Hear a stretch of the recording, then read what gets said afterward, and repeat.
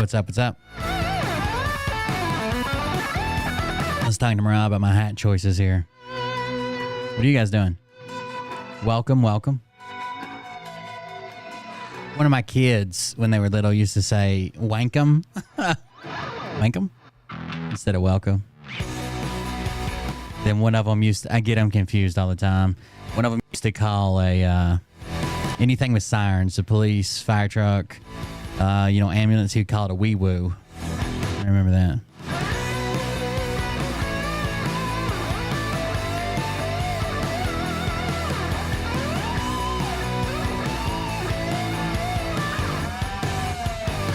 We should be live just about everywhere, guys. It's been a weird week.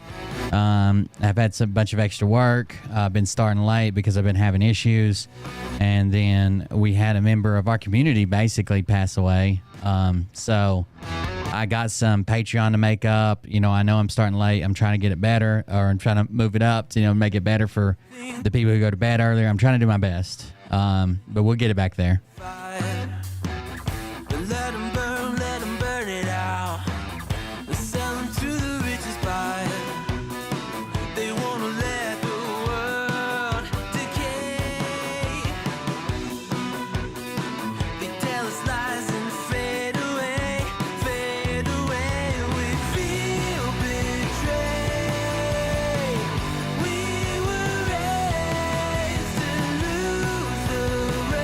The service for Kelly is tomorrow, so I won't be going, but I know there are some people that were, part of the exposed Burt community that are headed up. So hopefully they have a safe trip, make it up there without any incidents and stuff. That'd be awesome. What's up, Thomas Mullen? I guess you're back home. I asked you the other day, but I forgot to look. A lot of times I ask the chat a question, then I get to covering something, I forget to look back at the chat to see if they answered me. But you're saying from Belfast, I'm assuming you're back home.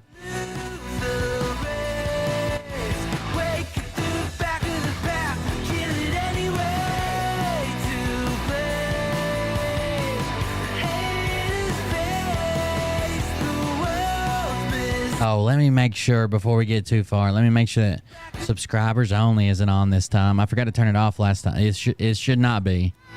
It should be everybody allowed to watch on Twitch, by the way. Yes.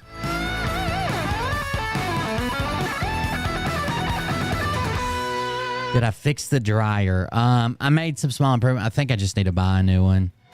I made some small improvements just by, the metal, dryer vent hose that runs out. Well, mine was like 6 foot long, and it only needed to be about a foot long, so it was all twisted up and probably catching stuff. So, you've been back for ages after 12 days of traveling in Spain. I got you.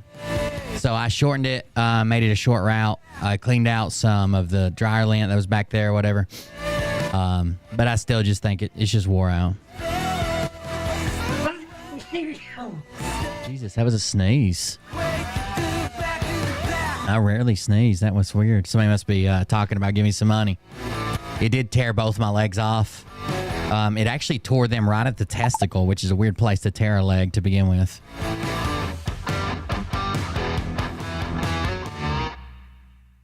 Oh yeah, you sent me the. Did you send me the? I knew about that.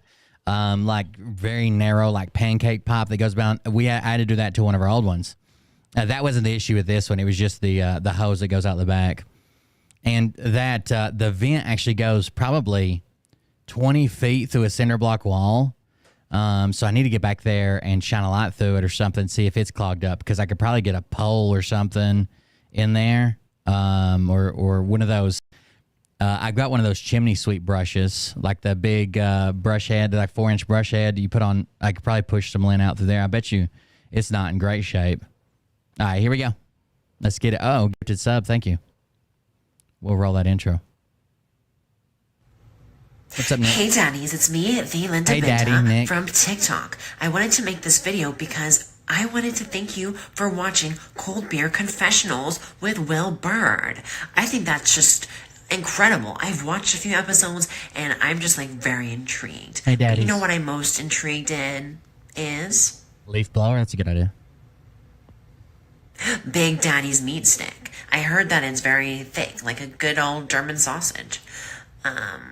You know, Linda and her coochie loves that. Oh, never mind. Let's not go there. Anyways, I hope you have a good show and enjoy it as you can. There's a lot of weird things that go on, especially when it comes from the realm of Linda Bindaland. So, enjoy the show. Thanks for watching. Peace out. Oh, I forgot to update the sub goal, didn't I? Welcome, everybody. I am Will Bird, and this is the Cold Beer Confessional. The sub goal was still on, from a bunch of people who gifted subs, so the sub goal was still on like 250 or 300. I just bumped it up to 350 because we're at 329. That's a good sub goal for us, and it'll let us know when we hit it. Thank you guys for joining us. Like I said, I'm Will Bird. This is Cold Beer Confessional. I changed some stuff around before I got started tonight, so let me check a few things. First of all, let me check and make sure the highlight thing. Okay, there's life is a gift. One, just subscribe. Thank you very much. The gift sub. My dog has to go outside, howl at the fire truck. It's adorable, except when it's raining. That's true. We got a downpour here today. It was raining pretty hard most of the day, and then it kind of started to clear up to the evening. But even then, it was like off and on drizzles, so it wasn't like clear. But this morning it was pouring the rain when I first woke up. So I just went and used the bathroom and went back to bed. But still, it was pouring the rain. It was pretty bad. Welcome, like I said. Thanks for joining us. Sorry for the late start. We'll get back on our normal schedule here soon. I like to start between 8 and 9. I would love to start at 8 every day, but it doesn't happen that way. Sometimes I work almost till 8, so it just can't happen that way. But we get as close as we can to it. We got a couple things to cover. Some things that I found interesting, some grifter-related things. I'm thinking about, last night I mentioned a thing, like I was mentioning if I got bought out, I would just quit this, start a different channel with like Ferraris and Lambos and shit, right? like a gearhead channel. But I have been thinking about starting a channel sort of like that. Obviously, I can't afford Ferraris and Lambos and shit. But I've still got the mower that I never did the show on. I like to work on stuff. I'm thinking about maybe making a video. I guess here's my thought process. The next time my lease is up on my studio is not that far off. And I've been thinking about trying to find an office with a garage because I don't have a garage right now. I've been trying to find an office with a garage. So I have a garage that I can use so I could have the office for video production and just a single bay garage to work on stuff. And I'm thinking about just starting small over on the Cold Beer Creations channel. This is Cold Beer Confessional, but I got another channel called Cold Beer Creations where we built remote control planes and all kinds of fun stuff with my son. But I'm thinking about starting a channel. It won't be like huge. Like I'm not going to make like I can't afford to make a $100,000 custom car. But we might mess around with like go-karts and four-wheelers and stuff like that and just see what we can do with them. Especially, like, I like the videos where they take like an old Beat or something, like they buy like $1,000 car and they're like, let's see how much boost we can put in it. Something like one of those like upgrade it till it breaks kind of thing. I don't know if that's your type of thing. But before my dad passed away, we were talking about, covering grifters in my show, and he loved my show. That's one of the reasons I still broadcast on Facebook. I was going to drop Facebook for the longest time, but my mom and dad always watched there, and now I can't bring myself to turn it off. I just feel like that would be like that's what they liked. I just want to keep it going. Anyways, but we talked before about grifters and blah blah blah, and we were just talking about I was kind of aggravated with like these people that make millions of dollars and they're basically lying to their audience, but they become multi-millionaires lying to their audience, and I'm bringing the truth, and it just doesn't get that type of reaction.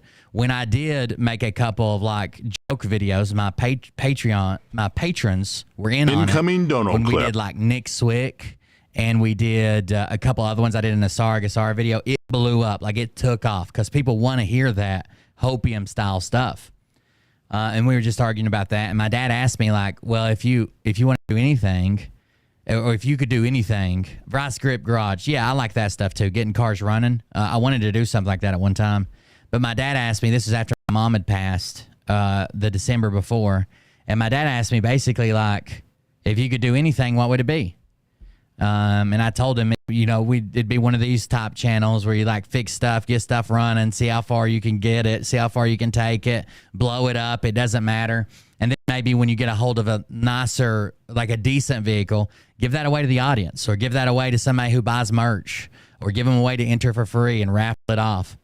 And he's like, you should try it. And we talked about it a few more times over the next maybe month or so. And I promised him that I'd give it a shot.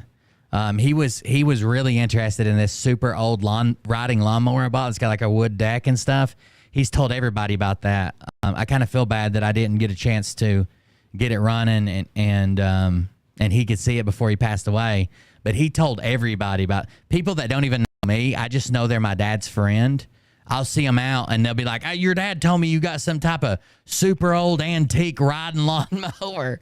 And I'm like, yeah, I haven't done much work with it, because right as soon as I got it was basically when my mom passed, not long after that. So either way, I promised my dad I'd make a shot at it, so I'm gonna make a shot at it. Grind Hard Plumbing is really cool. I like their new motorcycle they made. I would like to build up to like a Grind Hard Plumbing or like a Cletus McFarland. I just can't afford their projects, right? Like I can't afford to go out and buy a brand new truck and then throw a supercharger on it, right?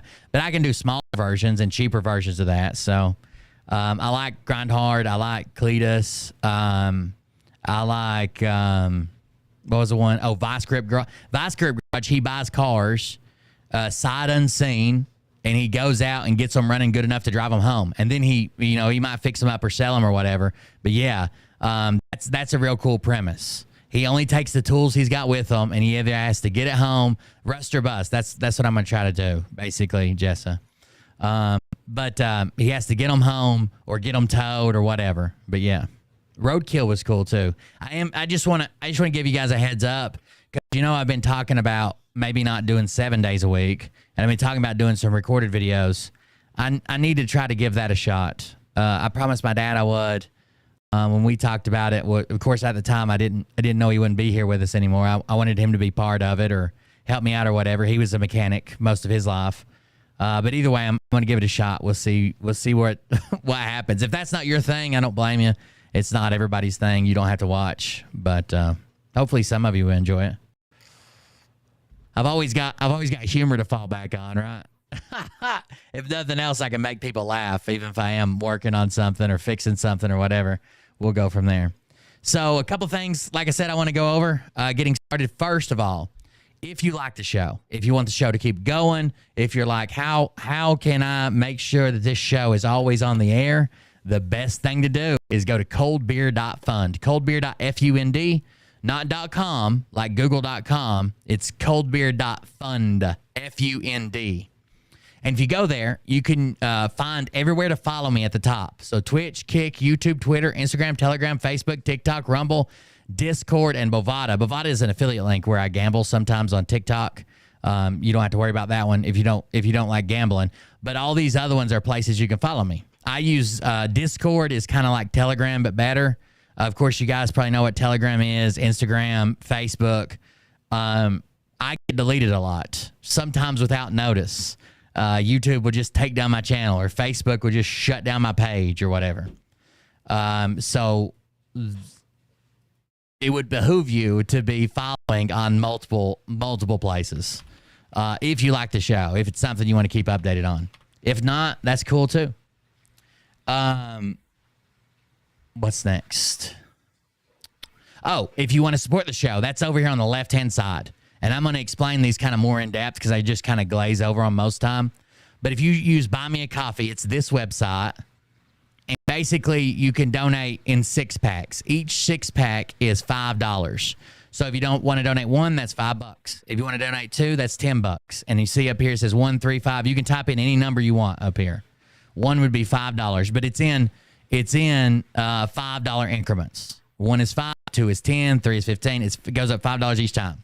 And with that, you can type in whatever name you want, your screen name, make up a name, it doesn't matter, and a message. And I will read that message on the air as long as that message doesn't violate terms of service or something. It's not just like a bunch of slurs, okay?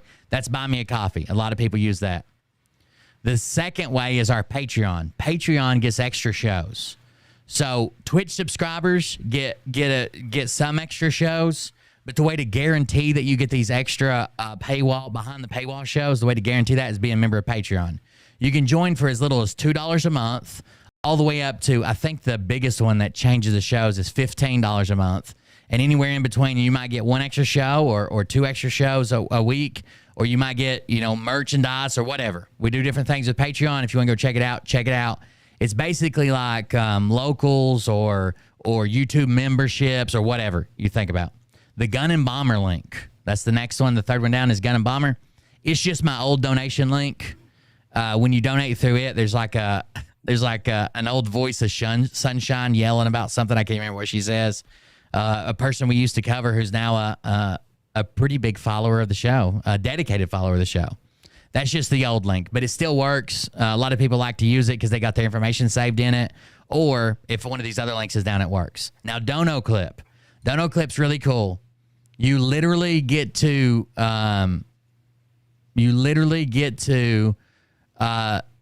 make a video or audio recording and send it to me, and it'll play on the show.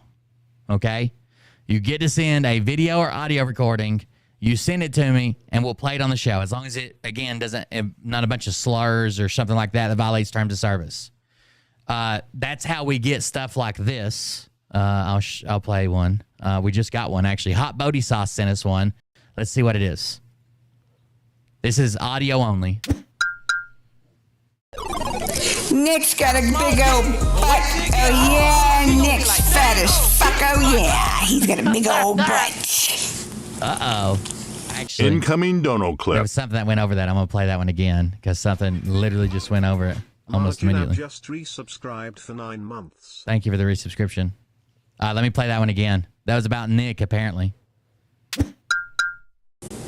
Nick's got a big old butt. Oh, yeah. Nick's fat as fuck. Oh, yeah. He's got a big old butt. That is true. And here's another one that just came in. This is from Y'all Are Nuts. Y'all Are Nuts is what the robot calls her. But Y'all Are Nuts. The last one is from Hot Bodie Sauce. This one's from Y'all Are Nuts. Don't you want to donate? Don't you want to? Oh, it's okay. Hot Bodie Sauce. Go to coldbeer.fund. Thank you very much. That was pretty good. That's pretty catchy. Thank you very much, Hot Bodie Sauce. You're okay. And then it usually pops up and says how much you donated, right? The minimum to donate on Dono Clip with audio or video is $2. For $2, you can send an audio or video message.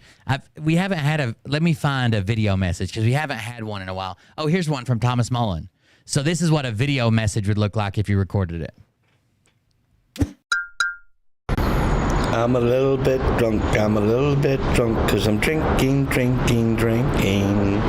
Big T from the pain.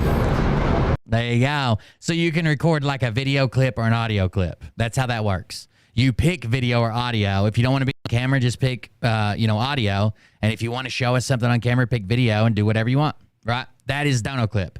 And the last one is just this yellow donate button right here. This basically just opens up a PayPal checkout. It sends me a donation. I know that you sent it. I see that you sent it. I see that any message you might have attached to it, but it doesn't pop up on the screen. It doesn't interrupt the show. A lot of people are like, well, I wanted to donate, but I didn't want to interrupt what was happening on the show. That's fine. That's for you. Or maybe they don't want their name up on the screen, or they just want it to be private between me and them. That's all fine. That would be this very bottom yellow button. Typically, I don't go into how to donate so explicitly, but we haven't done it in a long time. The merch shop is at the bottom of the website. It's currently closed, and that's about it. Follow me on these platforms. Anything else, chat? Anything I'm forgetting? That was in Benidorm, Spain.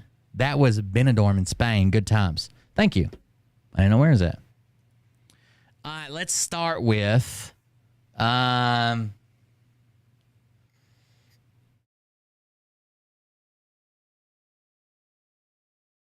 let's read. Rita Chapman started her video out tonight by saying she was going to essentially call out some folks, but she covered current events. Someone said Phil called out Bert, but I guess that was the other day. Yeah, I did see that. I do have a P.O. box that I can get to you.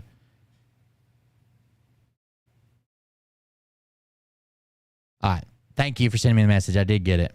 Let's see. There's a couple more things. Somebody sent me Captain Kyle. We've covered Captain Kyle before, I think. He is a lunatic. Oh, I know what I want to cover. Check this out. This was from, this will interest you guys, especially if you've been here for a while. This is from Souk Madik. Souk Madik over on Souk Madik over on Twitter. Let me copy this address, and this will be some throwback right here. If you've been here for a long time, you'll know exactly who this is when it pops up. Let's see. Can I get it to pop up? All right, here we go.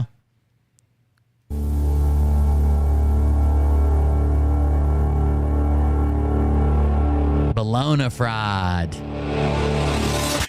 Hey folks, it's Bonafide here. I'm going to do a little series where you're going to have to put on your thinking cap. It is called Flat Earth for Dummies. Flat Earth for Dummies. Now, I'm going to slow it back down because he kind of talks fast already. I sped it up by accident. This isn't even a long video. It's like less than 5 minutes. So we got our boy Bologna Fried in his hat. Now, a couple things that Bonafide's actually good at. Viral marketing.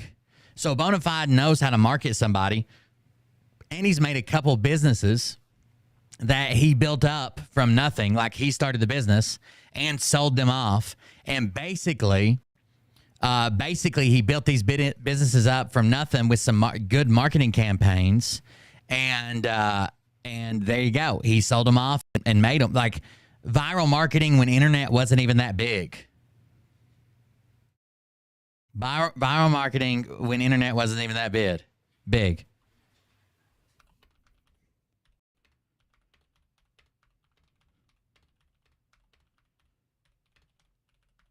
One of them was a business where they come out and replace your batteries. And I'm trying to think of what the other one was. I can't remember. But he's built a couple businesses up, built them up, and sold them off, and done really well for himself financially. He's not exactly a genius, though, which you're about to see. Hey, folks, it's Bonafide here. I'm going to do a little series where you're going to have to put on your thinking cap. It is called Flat Earth for Dummies, because I have found there's a lot of people here that don't have a whole lot of common sense. So I'm going to tell y'all or share with y'all just a little bit of research that I do that don't make no sense, or it may make sense to you. The question is, do you have the common sense? All right. Now, we are told by our friends at NASA that we are spinning at over 1,000 miles an hour. I got my friend Catolo on the other side of the camera here. Over 1,000 miles an hour. So we make sure we get everything correct. All right. So it says that we're spinning at 1,000 miles an hour. Now, I want to bring up something that is really kind of crazy, is we didn't get it, and a human never lifted off the ground until 1903. Okay. And think about this, 60 years later, am I correct? 60 years later, we invent an airplane that'll run 2,200 miles an hour, and that is called the SR-71. Okay, SR-71 Blackbird. SR-71. Now, I want y'all to think about this, folks, that it will run 2,200 miles an hour. It will go from New York to California in 1 hour and, 1 hour and 3 minutes. 63 minutes. So let's think about this correctly, folks. All right, if we are spinning at 1,000 miles an hour, and we have an airplane that'll run 2,200 miles an hour. So let's just say that you leave and you're going to go around the Earth. So NASA tells us that we're spinning, and that sets our days and nights. Okay. Because we're a spinning water ball, and the moon and the sun are opposite each other. So the turning of the globe is what makes our days and nights. So that basically sets our times, if you understand what I'm saying.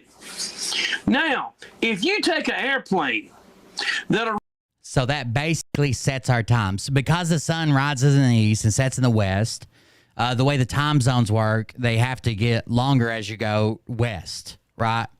Because sunrise would be different in California, or sunset would be different in California than it would in Tennessee.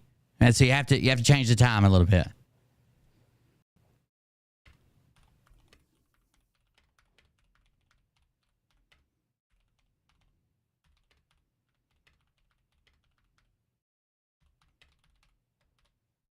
Let's back up just a second. Here we go. If you understand what I'm saying. Now, if you take an airplane that'll run 2,200 miles an hour, that means that you can go back in time. Excuse me? If you have an airplane, it seems like you just glossed over that. It seems like you just threw that out there. So we're spinning at 1,000 miles an hour. If you have an airplane that can go 2,000 miles an hour, you can go back in time. No. First of all, I got a question for you. Let's say you're driving down the interstate in the passenger seat. Don't do this while you're driving. But let's say you're in the passenger seat on the interstate and the car's doing 70 miles an hour and you got a tennis ball. Okay? You got a tennis ball in your hand. If you throw that tennis ball up while you're inside the car, or let's say you take the tennis ball to the roof of the car and drop the tennis ball, it's just going to land in your lap, right? Makes sense? Take a tennis ball above your head, you're sitting in a car going down the interstate, drop the tennis ball, it's not going to shoot back through the back windshield at 70 miles an hour because it's remaining still and the car's going 70, is it? But if you take that tennis ball and hold it out the window while you're doing 70 miles an hour and drop it, it appears like it shoots backwards, right? It isn't. You just dropped it. It's just sitting there bouncing straight up and down. But it appears like it goes backwards, right?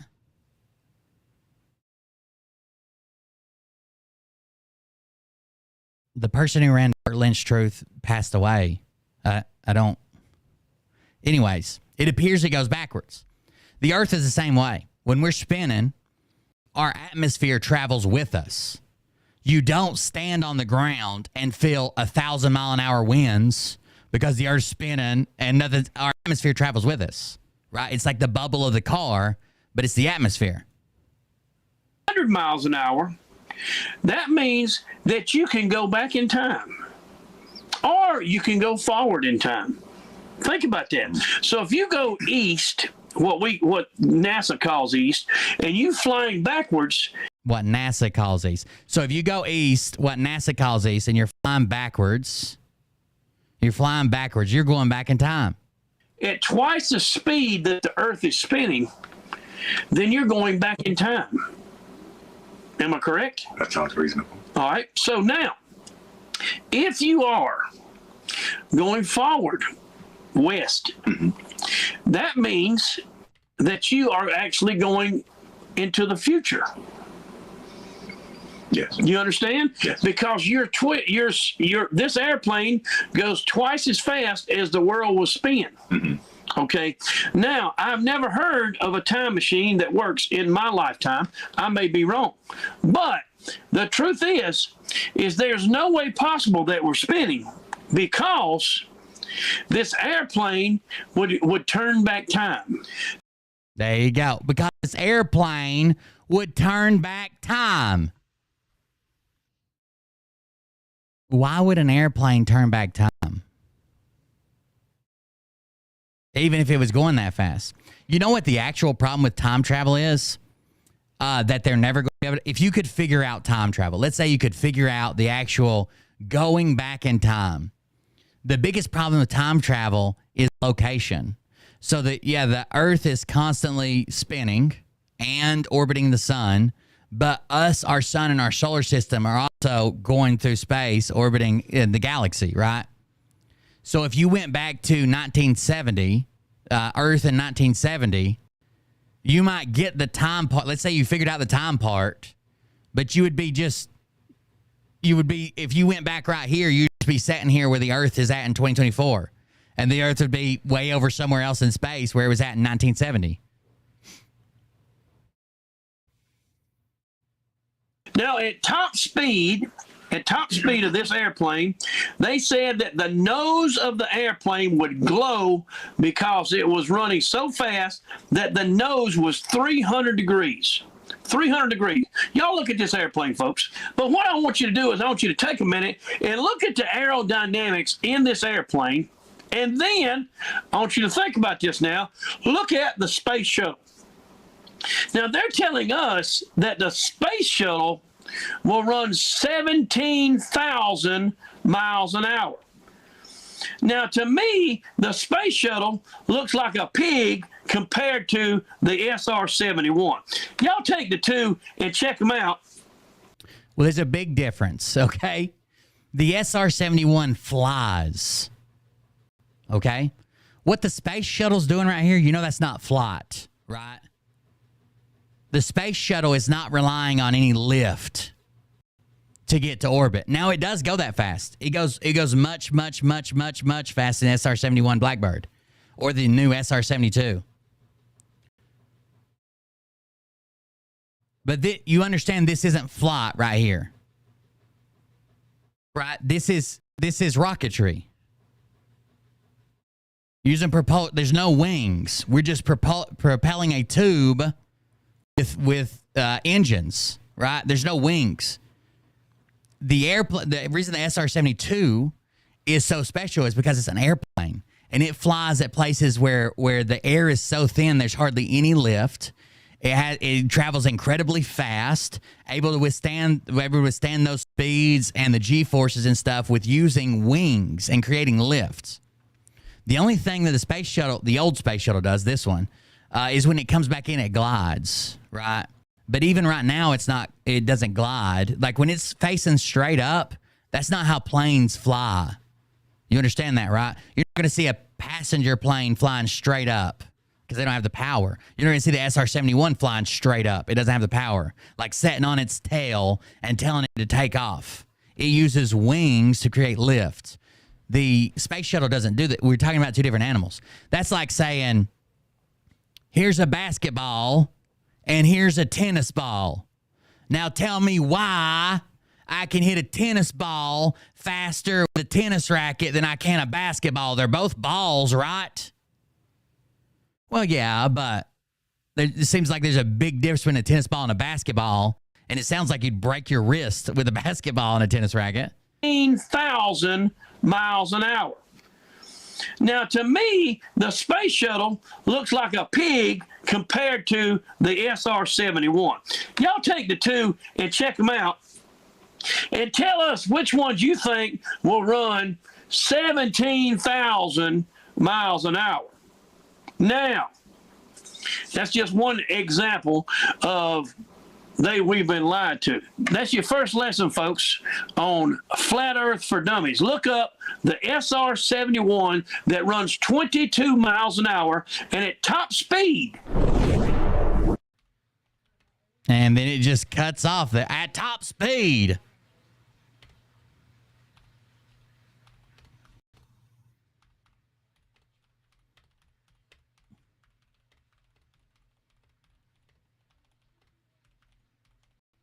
At top speed.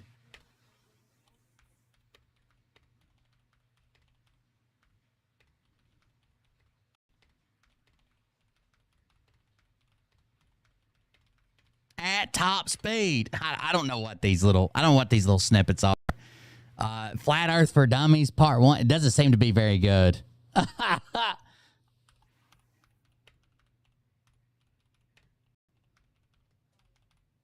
It doesn't seem to be very good. I mean, there might be good arguments that'll make people want. These just weren't good arguments. These just weren't good arguments. Like, that's a plane, that's a rocket. Those don't make sense. The Earth travels at 1,000, so if you're in a plane that travels close to 2,000, you'd go backwards in time. Well, that's not how that works.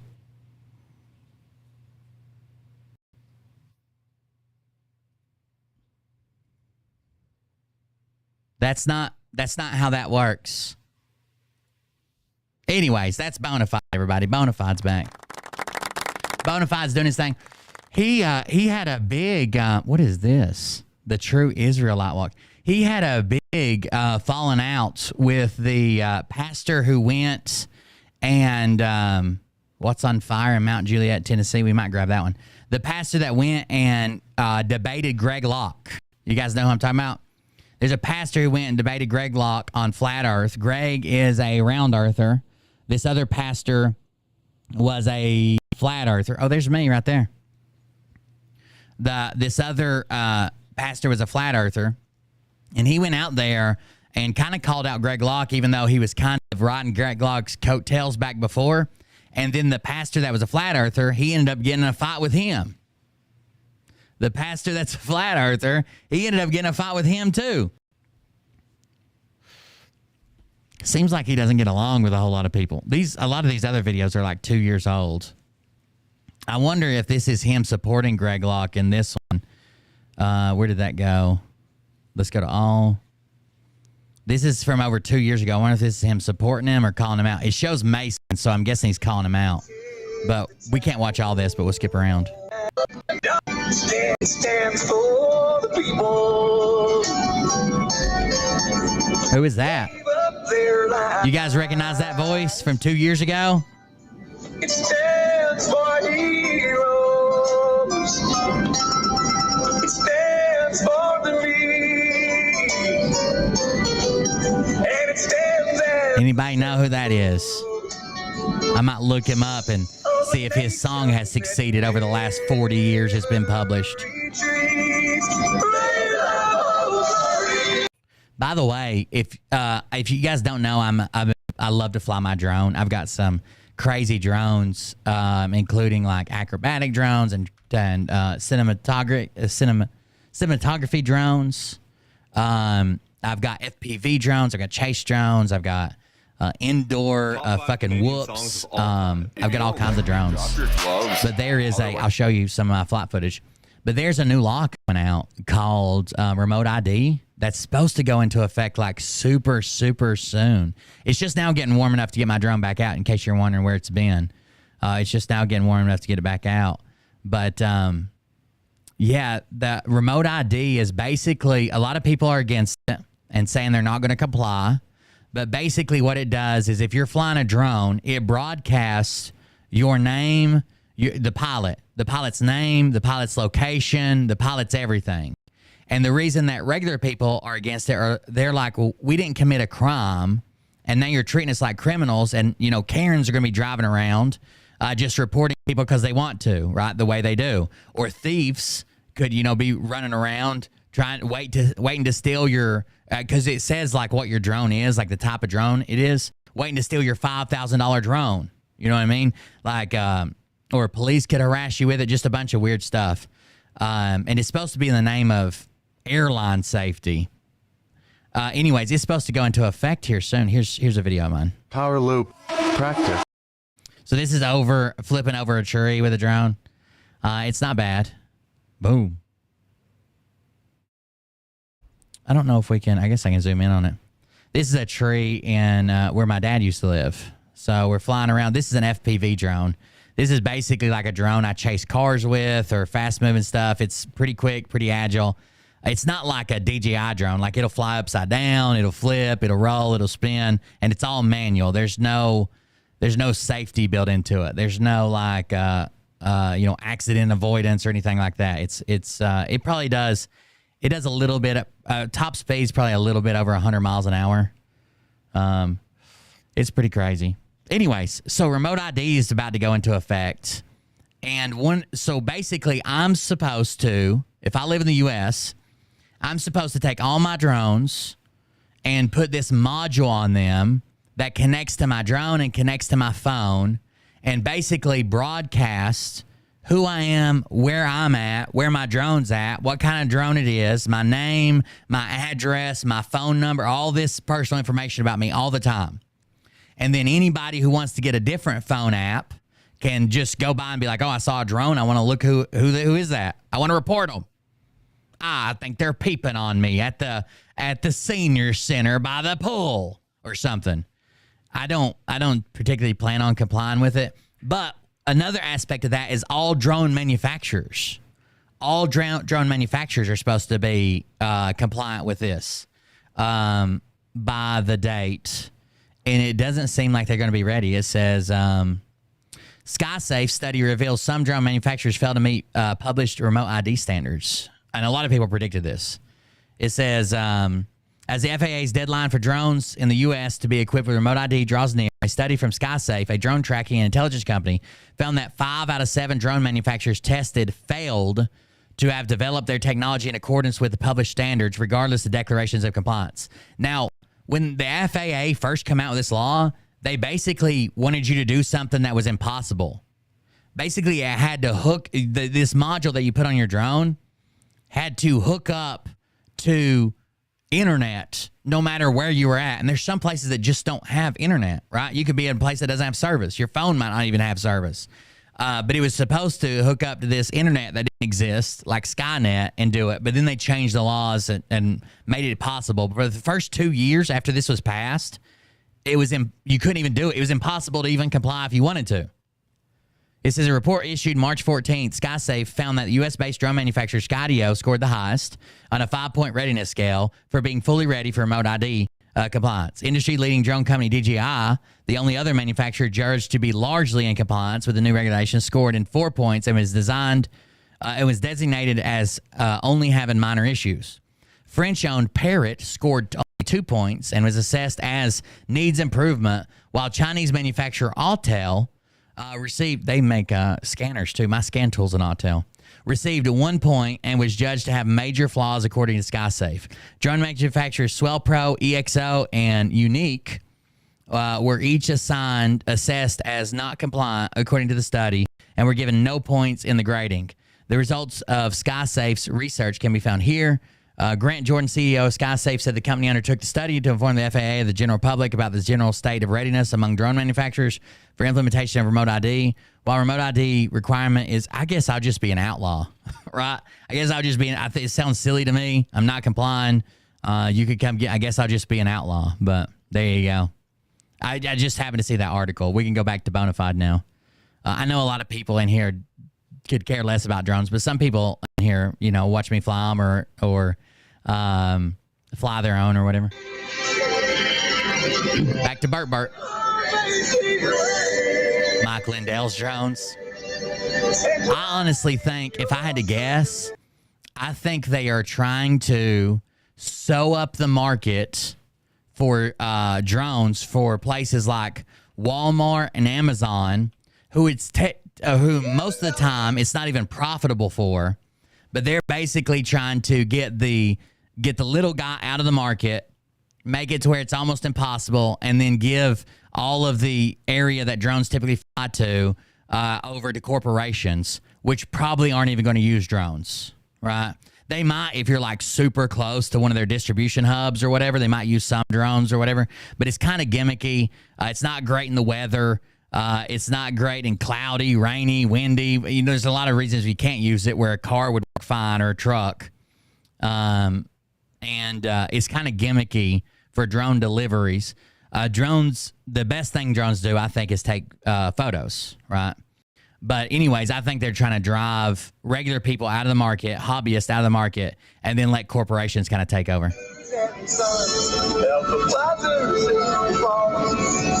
Zelly me.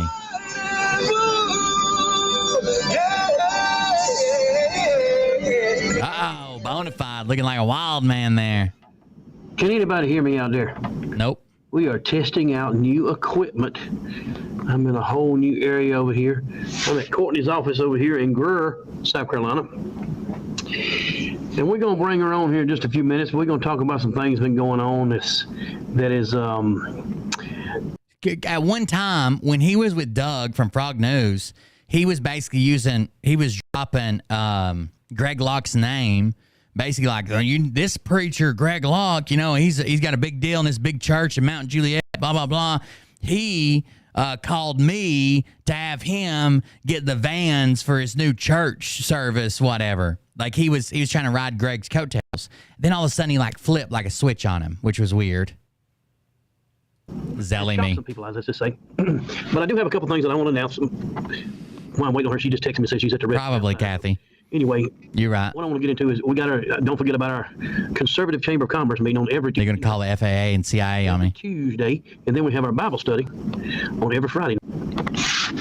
Things about what's going on. We'll skip around this, see what he says. He said, I don't think I'll be taking. He's just a troublemaker. I was calling out Lynn Wood, and we figured out that he's just a troublemaker. That's the nicest way to put it.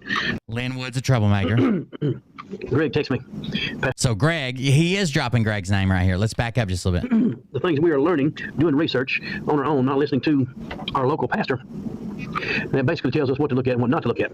So that's what I'm working on right now. And I was going to get into a few things about what's going on with Greg Locke and how he's being attacked with him taking. See, he switched completely now and saying that Greg is a government plant, saying that Greg is best friends with all the cops there, and had the cops called after the Flat Earth debate, and they're all Masons together. Every cop in his hometown's a Mason, and Greg Locke's a Mason, and that Greg is a plant to make you believe in round Earth. He doesn't even really support Trump. He's a bad guy. You know, he's 180-degree flip. The way people think I flipped on Nick.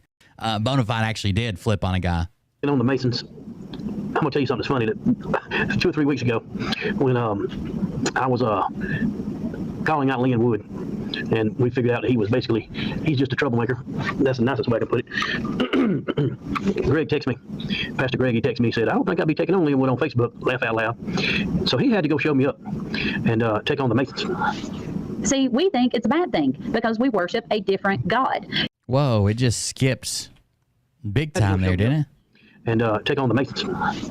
See, we think it's a bad thing because we worship a different God. So that has been the problem all along. They must have been disconnected or something. That's a huge skip. Father. I mean Yahweh. But when other people say God, they may not be meaning the same God. They may be talking about a Greek God. They may be talking about the Baphomet. They may be talking about Baal. They may not even know what they're talking about. Correct. They may not even know. We didn't know God had a name. Correct. So, you know, with Freemasonry, I've had to renounce. I did a 6.5-hour prayer to publicly renounce everything that my So Greg was going after the Freemasons, and now this lady's going after the Freemasons.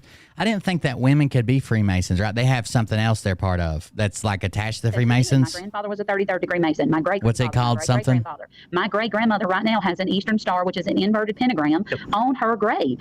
And my great grandfather has the G, which means and stands for the Great Architect of the Universe, which is their GAOTU, which is their God. That's right. It's not the same God as the Christian God. And their information will actually explain that on their websites, freemasonrytoday.org. You can go and find that they don't don't worship the same God, that the Christian God that we believe in, God is not the same as the great architect of the universe. So as you start understanding and educating yourself, you realize that these people, conceived or deceived or not, they have gone into oaths and vows that they have taken that has caused curses to be on their family. Yep. And those curses continue to last 3 and 4 Okay, generations. so it's curses on your family. That makes sense. 40 years. Well, you're talking about 120 to 160 years of curses on your family because your ancestor walked into the door, opened the door to Freemasonry. It's just like Eve eating the apple. Exactly She ate of the tree of good and evil, right? Or the knowledge of good and evil. That's exactly what's happening here. And they are causing us to be cursed. And so what we Anyways, so this is back. I just wanted to check and see if Greg Locke was, or if he was back on Greg Locke's team. There's another thing I want to go over here, if you give me just a second to pull it up. So, you guys know, what's the lady in D.C.? What's her name? Nancy Drew, but what's her real name? Bradley? Kelly Bradley? You guys know Kelly Marie Bradley. Phil just paid off her car during the Brady. I always say Bradley, but it's Brady. Phil just paid off her car back in during Christmas.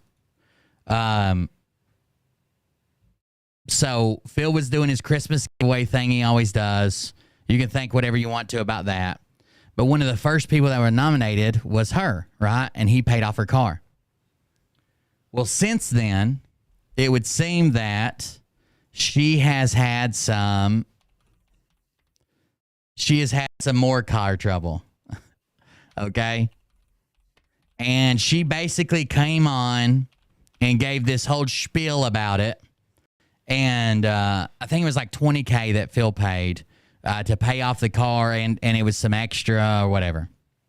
So she came on and had this whole spiel about it, about how horrible it was. Her car was broke down. She was trapped. Now it's a car that was just paid off. It was just paid off. And now it's this, that, and the other. But now there's a GoFundMe going to buy her a new car, which seems kind of weird that just, 3 months ago, someone paid off your car, but now you're doing a GoFundMe. Why didn't you just do a GoFundMe from the get-go? Because right now you're looking at $50,000 on your GoFundMe. But we got to call it $70,000 now because someone already paid off your car. If you had the ability to go to your audience to get the money to pay off your car and had it fixed, thank you, then why did you start with the first? Why did you do the first thing? You know what I'm saying? Why would you do the first part if you had the ability to do this all along? Why? By the way, a torque converter is nowhere. Like, you can buy a torque converter for an average car for like $200. I don't know what she's saying about. I don't know what she's saying about how. This is just crazy. Anyways, here's the post. I'll read it to you. Not this one that I got on the screen. I'll be reading another one that was before. Hi, guys. I just wanted to touch base. Actually, hold on. Let me go back down. So she travels to D.C. all the time and does her thing and just walks around and records stuff. So 4 days ago, she says, hi, guys. I just want to let y'all know I won't be headed into D.C. until later in the week sometime. I'm having some car trouble, so I have an appointment to drop it off tomorrow morning to be looked at. I'll keep you posted. Hope y'all have a great day. Now, I don't even think she asked to start the GoFundMe. I don't know if someone else does it. Oh, no. Okay, we're going to get there. She does do it. Never mind. But she sets it up in a weird way, like other people are asking her to do this.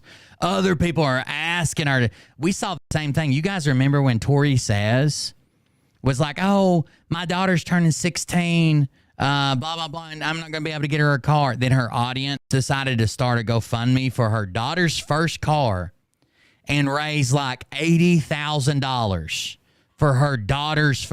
Could you imagine putting a 16-year-old teenager in an $80,000 car? I remember back 2 years ago, you could hear her Cash App going off in her lives. Yeah, somebody else has a recording of that. They could hear all the alerts going off in her live, and she's pretending like she just barely scrapes by on a fixed income, but she's even making a lot of money for a long time. So she says, like, I got to have my car checked out, right? I got to have my car checked out. That's what's going on. Got it. Then she says, hi, guys. I just wanted to touch base. My nerves are shot. Please don't start any rumors. Now, for some reason, she says don't start any rumors multiple times here. I have not, nor have I ever asked to stay away from, I have not, nor have I ever been asked to stay away from D.C., ever. I'm actually having car problems. My girl, I guess this is her car, my girl has almost 145,000 miles on her now. That's not a lot of miles. That's not a lot of miles for a modern car. I mean, it's not anything for an older car that you might get 300, 400, 500,000 miles on. But most modern cars would go to like 200,000 without like having to replace a motor, unless catastrophic failure, rare cases. But like 200,000 without having to replace something as costly as replacing a motor or rebuilding a motor should be good. But and it just got fixed. Again, it just got fixed. I wonder if we can go back to those posts in December. I wonder what she said. Let me see if she made a post thanking Phil. I'm scrolling back. We'll be back in just a second. Because Phil's Christmas giveaway, I'm pretty sure her car had to be repaired then and paid off. That was part of the thing, but you have to give me a second to go all the way back. She posts so freaking much, but I'm scrolling. Stay with me. Yeah, we bought Mariah's car brand new with less than like 15 miles on it, and it's got more than that on it right now. It's just been, and all we've done is service it and put tires on it. I'm trying to think what it does have a slight oil leak we have to keep an eye on. It's from the rear main seal.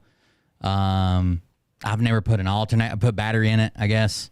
Never put an alternator in it. Never, had to tear anything off the motor or head gasket or, I did just basic services, oil, transmission. I flushed the coolant once just because. Yeah, 145 shouldn't be that bad. If as long as you haven't been like running it out of oil or completely ignoring it and running it hot or something crazy. As long as you haven't been in 145 shouldn't be that big a deal, dude. Especially if you're saying you just got worked on and repaired. All right, I'm all the way back to January 3rd, so let me keep going. January 1st. Okay, I'm in December. Now, Phil's thing was before Christmas, right? It was like a week before Christmas, maybe, or a couple weeks. To everyone who dedicated this stuff to their movement, that's not it. Let's see. We just got to Christmas. Okay. Home safe, DC bound, home safe. That's what all our freaking posts are. Can you say guilty? There's a Hunter Biden, the protest post, home safe. Someone mentioned in my comments during my live that the cathedral protesters were being arrested at the Capitol. That's not it. Okay, DC bound. See y'all soon. Home safe. And it was like all of her fans that basically went and nominated her on Phil's stuff, right? They sent her name over and over and over and over and over again, and all Phil's comments for this, saying, "Oh, you got to help her out. You got to help her out. You got to." But if she had the ability to run a GoFundMe at the time, why didn't she just say, "Hey, my car's broke. I need to GoFundMe right now"? Stressed out about everything. Okay, so on December 5th, she says, "I put up a tree today for the past 5 days. I've had what feels like tornado in my stomach. So miserable and stressed out about just about everything. Barely hanging on, just like many of you." Fighting with myself about this whole Christmas thing. On top of it all, we've been put completely through the ringer the past several years now. Waking up, losing family, lifelong friends, losing jobs, battling to stay afloat financially, and all the while attacked by so many out there. And yet here we are, hanging on by a thread, but hanging on. I personally need this tree. My heart has been beaten and battered, and so has my Jalen's. I need these lights, the peaceful feeling they bring me and her. What is Jalen her pet? I cannot afford any more pain, any more stress right now. Like many of you, we need to get through this mess. Getting through this is the only thing that even matters right now. So if you too put up a tree, I'm so happy for you. I hope it brings you a great amount of peace as well. Please enjoy regardless of the naysayers. If it gets you through, do it. I hope that people also choose to be kind and not put your friends down or followers if you disagree with their choices. I hope you choose to be compassionate and understanding. And now that it may be the only joy they have right now, and they may desperately need that joy. Now really isn't the time for judgment. I guess people were people saying something about her tree? Oh, it's her daughter. Okay. How old is her daughter? It's the time to bring peace to the table. I love you guys. And she talks about it as if it's a kid. Because I've seen her mention it several times.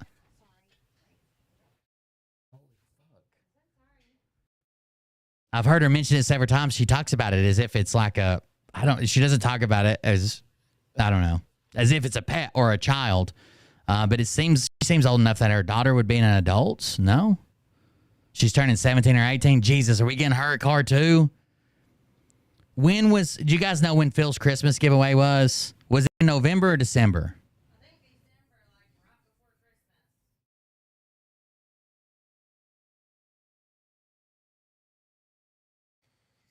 Yeah, chat said 17 or 18.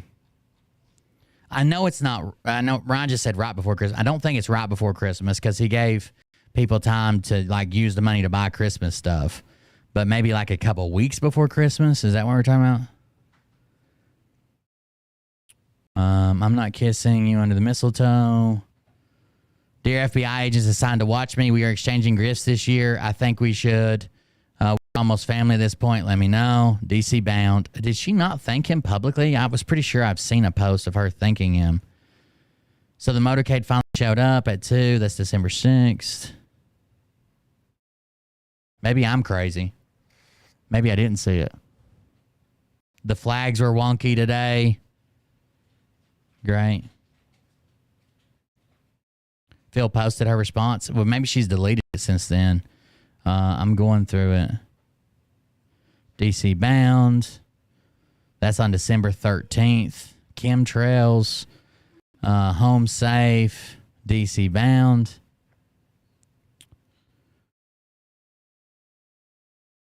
Someone mentioned my comments during. See, that's December 19th. She must have deleted it since then. Let me go here. Sorry, I just thought about getting her response tonight, or I'd already had it. And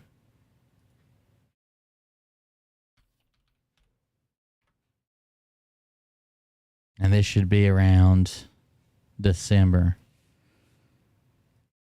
Okay, hold on.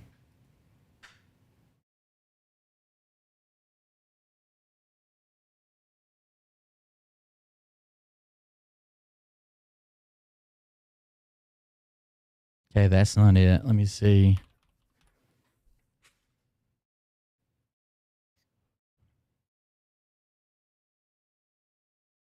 Phil, I don't know if you did blah, blah, blah, 2.0. That's not it. But it should be around this time, right? Yeah, it should be. Okay. I'm back in December. We're going through the timeline there.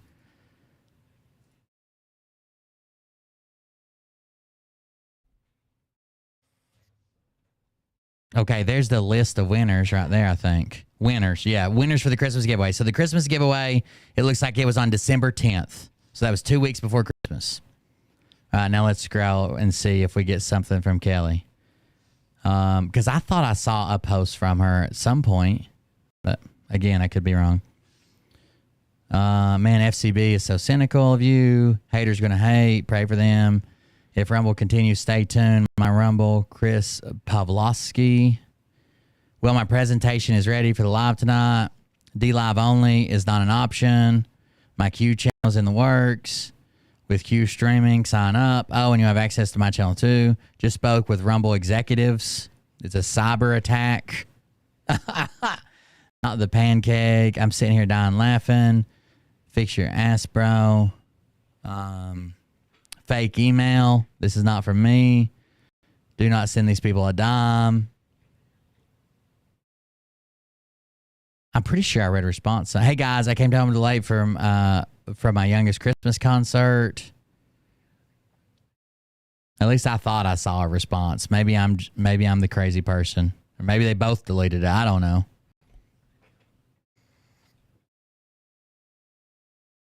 Silver, no, silver prices, that's not it. We're up to December like 15th. It's 5 days after the giveaway. You think I would have seen a response before them. The user IDs have not responded to Tristan yet. If you're looking to purchase precious metals, I recommend the following. being mailed out tomorrow. All Zelle, Venmo, Wire recipients have been funded. So that was more about the giveaway. Okay, this says sent $15,000 to Kelly M. Brady. Congratulations, Miss Drew. Then it goes to that Q Karen lady. Hey guys, no live tonight. Giving orders, you say? We might be getting closer now. I didn't realize he had to get her information and all that stuff, I guess. State Election Board. This is so crazy important. Keep the comments from my family members on how my skin looks. Okay. Okay, these are a bunch of people with his X39 patches. I remember that. God, there's a bunch of them. Okay, scroll on. Did you know you earn money with LifeWave? Price of oil, Rumber under attack again. Origins of Q Military, 8 p.m. Eastern tonight. People who own different things. Throwback to the most famous, unboxing of them all. Oh, hey there. Nasara Gasara. That's not it. That's not it. Biden, Dom Lucre. Jim Willie. He speaks highly of you. Of course, your intel lives in his newsletter. Fake president. Bricks. Empty crypt beneath the U.S. Capitol. High altitude balloon infrared. Dear Rothschild. Following that truck. I remember when he did that. Following the tractor and trailer. Gold telegram. I keep telling you, gold quiz. The blue sky is not the firmament. One of the best flat earths. I've read the so-called intel from Mike Gill about Trump stepping down. The intel reminds me of Trump died a long time ago. The Mike Gill take on General Flynn is also completely false. If you're open to absolutely anything at this point, you need to get your head screwed on correctly. Colorado Supreme Court decision. Not sure if it matters to you, but I'm extremely proud of you. Perseverance is the best word I can think of. I've fallen on hard times, just barely hanging on, but you give me the confidence and strength to know this too shall pass. This was from one of his followers, though, from Caden. Damn, I thought we had it. In her live at D, she did thank him and Carrie both. I thought so. I was looking for it. I don't see it. If someone else finds it, you can send it to me. I'm tired of looking now. It doesn't matter. But anyways, he sent her at least 15,000. I think it was more like 20,000 because something else happened. He sent her a total of 15,000 and 5,000, but I'm not positive on that. I know originally he sent her 15,000, and that may be all. But there might be more as well. Okay, I made it all the way to, where am I at here? December 25th. Like, I'm on Christmas Day here, and I still haven't seen it. So if someone else sees it, maybe it's just me. I can't find it, huh? Oh, here's some thank yous from people buying. Let me look, just one more.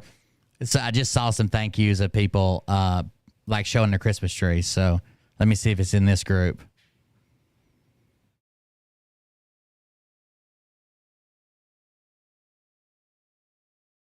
It doesn't look like it's in this group either. I'm sure she's got a Telegram channel, doesn't she?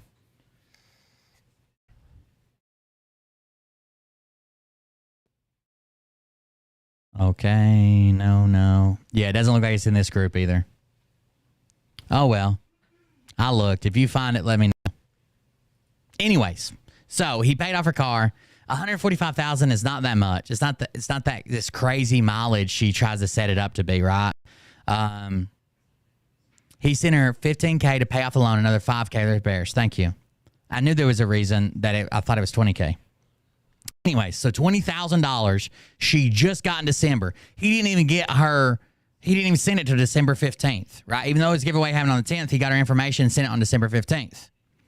Now, she's kind of been setting this up like, I can't go to D.C., my car's broke, blah, blah, blah. So then she says, my nerves are shot. Please don't start any rumors. I have not, nor have I ever been asked to stay away from D.C. ever. I'm actually having car problems. My girl, her car, has almost 145,000 miles on her now. That's not a lot. Yesterday, a tune-up was done on my car, but the problem still existed. Now, Here's the question. I don't know any mechanic at all, that you would take it to and you're having a problem with your torque converter and they do a tune-up. You're taking it to some guy just on the side of the road. You have to be. You have to be. This is modern cars. You can just go and look at when the torque converter's locking up and releasing. And if it's shuttering, you can go look at that. They're not going to recommend spark plugs and wires, right? Anyways, it went for a tune. A tune-up was done, but the problem still existed, stuttering. It was looked at today, and it's the torque converter that has gone bad, which is a very big job. So here's how big a torque converter is. Depending on your car's front-wheel drive or rear-wheel drive, you get underneath your car. You unbolt the transmission. Now, I'm not saying that she could do this, but it's not that big of a job, right? You unbolt the transmission. You slide it back off the input shaft. You pull the torque converter out. You fill the other one up with, 10, 12, 13 quarts of transmission fluid. You slide it back on the input shaft. You turn it till it locks in, bolt it in, slide it back up. It's not that big a job. It's not nearly as big as like replacing a motor or even replacing the transmission, right? It's not that big of a job. But she's like, it's a very big job. Apparently, it's not an aftermarket part, only a dealer part. I'm waiting to hear back from the shop with all my options. Either way, it's not good. So just send good thoughts and prayers my way, and please not start any rumors. I've had an incredibly difficult month, and that's the last thing I need right now. Love you. I would love to know what kind of car it is. I'm going to read some of the comments and see if I can figure out what kind of car it is. I pray there's a brand new car in your future. Of course, everybody wants to give her a car immediately. I pray there's a brand new car in your future. God, I just know that someone wants to bless you with a new car. Love you so much. I understand this month has already turned me inside out. I went back in the hospital, got no answers. I'm still very sick. This is what bothers me, is like, there are people that are probably in our chat that can't feed themselves or keep themselves warm. I'm not trying to make it sound easy. I'm not saying the average person could do it, but I've done it. I'm not that big of a mechanic, and I can do it, right? Like I could do it easily. I'm not a super mechanic. Like I never finished all the training I was supposed to do when I worked at the Ford place. But I've just learned on my own since then. I thought Phil and Carrie got you a new car for Christmas, says someone. I would love to know what a car is so I can just price a torque converter. He paid my car off, which was an enormous blessing. Oh, but they didn't get you a new car? I'm not judging her at all. I just thought I remember Phil saying they bought her a new car. I shouldn't have to answer to you. Now people are fighting like, you don't judge somebody for needing a new car. So sorry, I'm not in a financial position to help you out, but you and your baby girl, Jalen, are in my daily prayers and have been for over 2 years. Hugs. I wish there would have been like a mechanic in our chat or something and been like, well, what kind of car do you have? A torque converter is typically not a, it just doesn't happen that often. It's 145,000 miles. Maybe if it was run low on transmission fluid, maybe, and it burn up. It just doesn't seem like it can certainly cause stuttering. That's a thing for sure. I don't know any mechanics that would be like, oh, it's either your plugs or your torque converter, and replace. I don't know. That's weird. I just wish somebody knew the make and model of her car. My dad was a big shade tier mechanic. My papa owned a shop and built hot rods, like other people's hot rods, tuned them up, got them going. So my dad grew up hot rodding everywhere. But he owned back then it was a gas station, but a gas station was also the mechanic, right? It was the Volco, Volunteer Oil Company, in Johnson City, and it had 5 bays and 3 pumps. It's a Kia. I think it's a Kia. She had 3 months of car payments saved to have her cat fit. Oh, my God. So she took 3 months of car. You know, that Tractor Supply.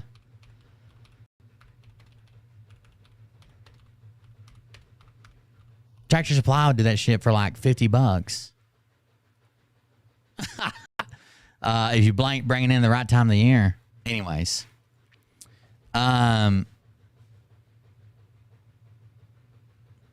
Let's see. She saved up 3 months of car payments to get her. So not only did he pay off her car, but the money that she should have been, did this chick swindle? I don't think she swindled him. I think that she should have just done this from the get-go, right? That $20,000 that Phil sent could have went to somebody who didn't have an audience. You know what I mean? If it truly went down like this, I think maybe she may have been talking about her car and her car payment before because she wanted somebody to start a GoFundMe and buy her a new car. But it turns out that Phil just paid her car off. And now she's thinking of a reason like, oh, man, the torque converter. Could you imagine throwing away a car with 140,000 miles on it because of torque convert, because a $300 part? Or even a $500 part. You can't buy, like you used to be able to get like a $500 running driving car. It looked rough. It probably had a bunch of issues, but you could drive it home. Now that's like $1,500 minimum. Sometimes $2,000. If you can drive it home,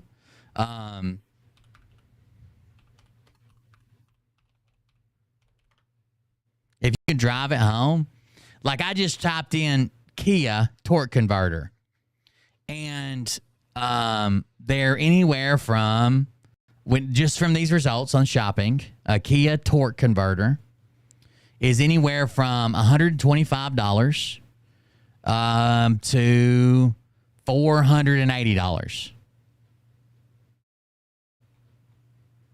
Like, could you imagine throwing away a car that's paid off? Okay. Apparently she still owed 15 grand on it. So Jesus, before a $300 part on average, that seems weird, but it's a big job. Could the mechanic have been lying to her? I guess. He also put spark plugs in it for no reason, apparently, according to her. I don't know any cars that you have to get, like, I don't know any cars that you have to get OEM torque converters. And there's tons of companies that make torque converters. Some that are really good, some that, who knows. But there's tons of companies that make torque converters for basically every car. The most expensive torque converter I'm seeing here, torque converter assembly straight from Kia, literally shipped from fucking Kia overseas, right? Shipped all the way to your door, is $600. And I just Googled it. I could probably find other, like, cheaper places, or even find a wrecked car with the same make and model of her car wrecked, and in a junkyard with only 20, 30,000 miles on it. It was just wrecked early, and pull that torque converter, because torque converters usually last hundreds of thousands of miles. It's not like a wear item. Like, I would never put a used one in. I would. I just think this is strange. Anyways, back to her post. I looked up torque converter prices. It doesn't seem that expensive. I thought maybe I just didn't understand something that she had going on. So lots of people are like, I would love to help you. I wish I could buy you a new car. So we get this. The next post she makes is, I've had many people reach out suggesting I do this, and I've been up most of the night stressing over the whole situation. My stomach is a mess. The news on my car is not good. So I have no other choice if I am to continue this journey. I'd love to see it to the end. It's not over yet. Whatever happens, I know God. It almost sounds to me like she knows it's coming to an end. And she's like, if I'm going to get a car, damn it, Phil paid off my car. I was going to tell people the payments are too expensive and it's falling apart, so they'd buy me a new car, like Tori says. But he paid it off. Now I got to break something on it. It almost sounds like she knows it's coming to an end and like she just wants a car out of it. News on my car is not good, so I have no other choice if I'm going to continue this journey, and I'd love to see it to the end. It's not over yet. Whatever happens, I know it's God. God's will for me, and I will be okay with it. I've had an incredible journey. Love you guys. Okay? I've had an incredible journey. Love you guys. So she literally just got a few. So she's got people in her chat saying, I can't afford my medicine. I can't afford my food. I can't afford this. I can't afford that. I wish I could help you, but I can't do this. I can't do that. I can't, these types of things. But she just received $20,000 in December as a donation. And now she's running a GoFundMe that is already at $50,000. Why not? Right? Why not? I'm just sitting here crying. This was not easy for me to do. I'm so grateful to all you for the love. You've always shown me. So freaking grateful. It says, hi, guys. There's no need for me to tell you how much my journey. Why didn't she? So her goal was $25,000. $25,000 was her goal. Why? For a torque converter? No, she wanted a new car the whole time. If her goal would have been $3,000, I'd been like, oh, okay. Her parts and labor must be super expensive, and the parts super expensive, and maybe she wants a little bit of extra. $25,000 was her goal. You guys know me. I've had a GoFundMe. I've shared other people's GoFundMe or whatever. There's a time for GoFundMe. Me personally, and I could be wrong, but I feel like this was just a new car. This is a stretch for a new car. There's no need for me to tell you how much my journey to bring. She never even told us how much it cost. She just said it's not good, cost a lot. My journey to bring truth in DC has meant to me, or my dedication to it. Y'all already know. What I thought would be a few months has turned into 3.5 years now. I have found myself for 3.5 years. She's been getting paid to walk around DC with her camera up. I have found myself in a position of needing very expensive work done on my car. How much? Again, why can't she just say, I've been told. It's open on my page. I know how much it's up to. It's here on my page. You see the GoFundMe in the background? I've been told that it would cost me $3,000. She just says, a very expensive work done on my car. With having it done, I'm going to worry still. Oh, here it is. Even though my car's paid off, I could just pay probably less than $1,000, or let's say $8,000. I could just fix it for $1,000, but I'm going to be so worried. I better get a new car. With having it done, I'm going to worry still. She has high mileage. Now, high mileage is 140. High mileage is 140 now. My Jeep has a ton of miles. My Jeep's probably going to hit. It's over 200 already. I was going to say it's going to hit 200. It's like 230. It runs great. She has high mileage, and for several months now, I have been stressing that she will break down and leave me stranded in DC or somewhere. Then why did you still owe $15,000 on it? Is that even true? Do you think she owed $15,000 on this car? How can you, if you still owed 15, what was your plan if Phil wouldn't have paid it off?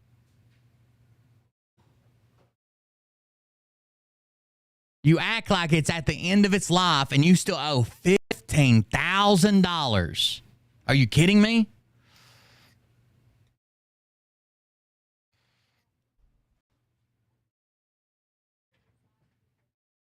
...2020 Santa Fe.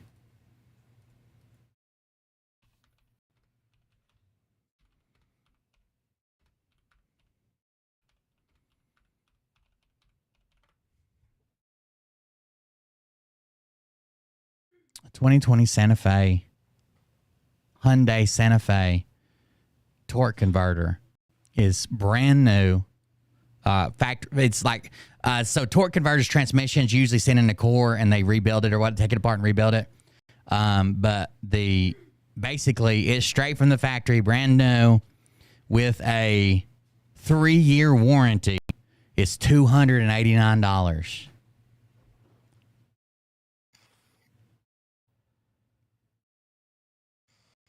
$289.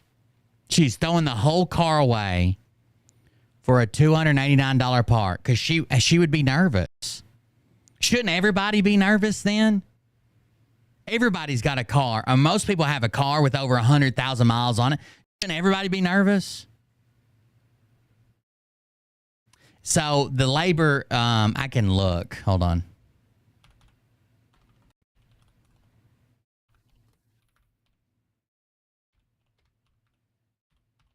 I have to log in. Hold on.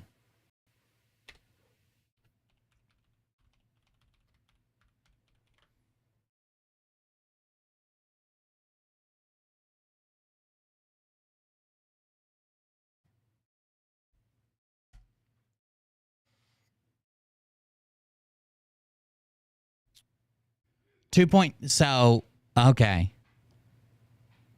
So if I check, hold on.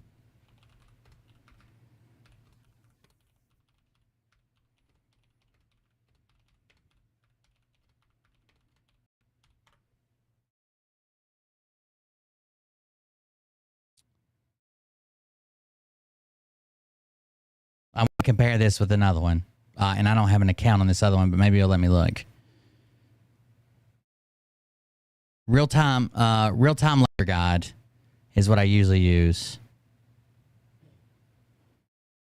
Motor auto mechanic labor guide. Okay, they both agree. 2.2 shop hours. 2.2 shop hours. And let's say that's shop rate's usually like 125, maybe more. Let's even that was back in 2020 probably. Let's say it's $200 an hour. Okay, $200 an hour. Let's say it's $200 an hour. 2.2 hours. That's $440 plus $289 for the torque converter. Plus, let's throw in $200 for fluids. That's less than $1,000. It's like $929. What's she asking for? $25,000. $1,000 would have fixed it. $1,000 would have fixed it, and she's throwing the car away. Right? It's just done. I put in $200 just for transmission fluid. It's probably not much, but still, especially if it's at the Hyundai dealer, it might be. Done. I use the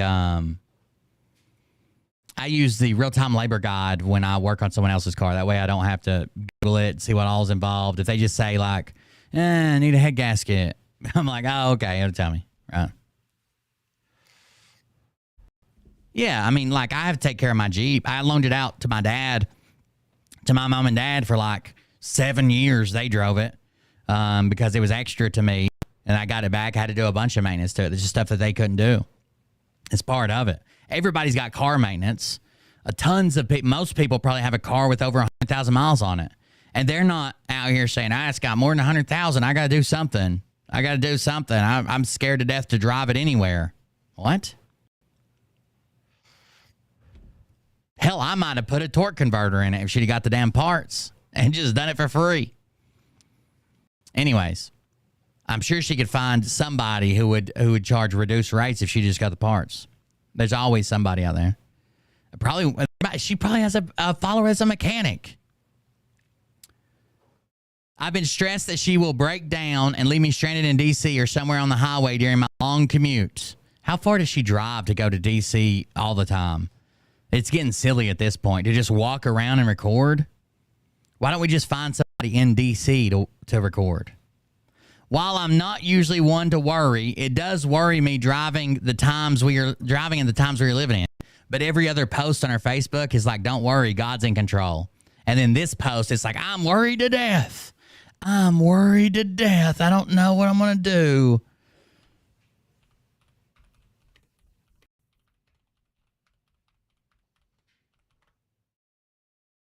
So it's a 40-minute commute. That's her long drive.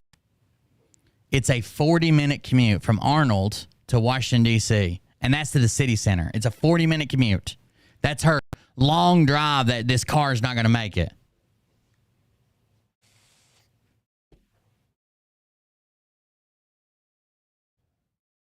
This just keeps getting worse. It does worry me during the times we are living in. Y'all know this has never been about money for me, except she doesn't ask for money, but people just send it hand over fist. Like, again, there was times where you could hear her Cash App going off in the background just over and over and over and over and over again.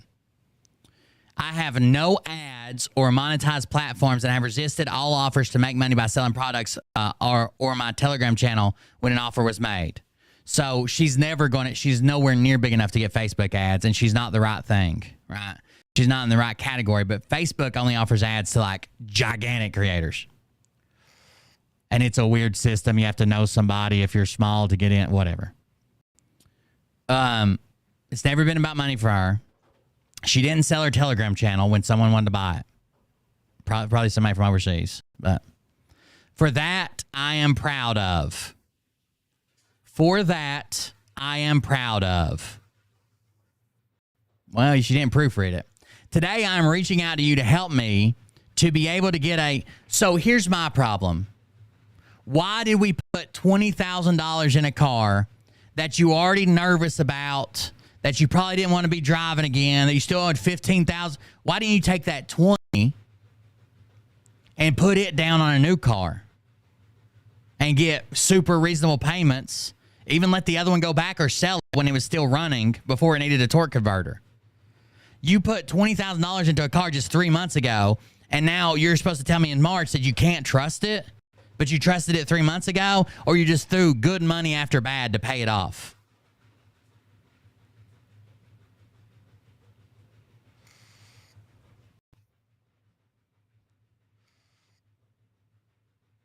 Weird.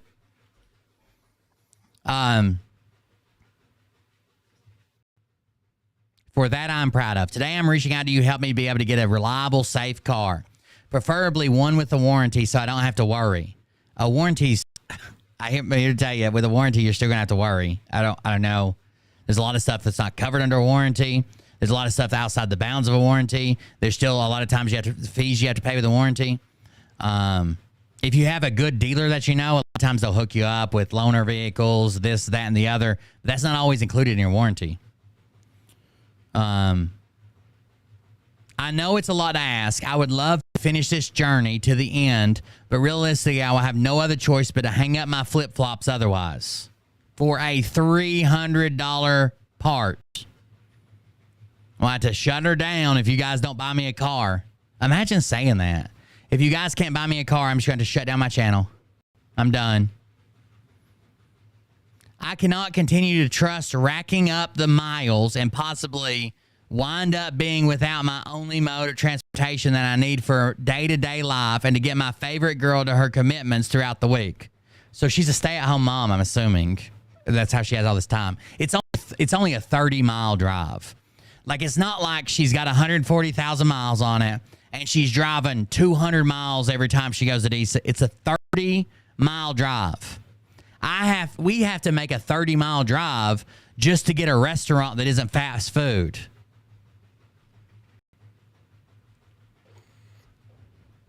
It's a 30-mile drive.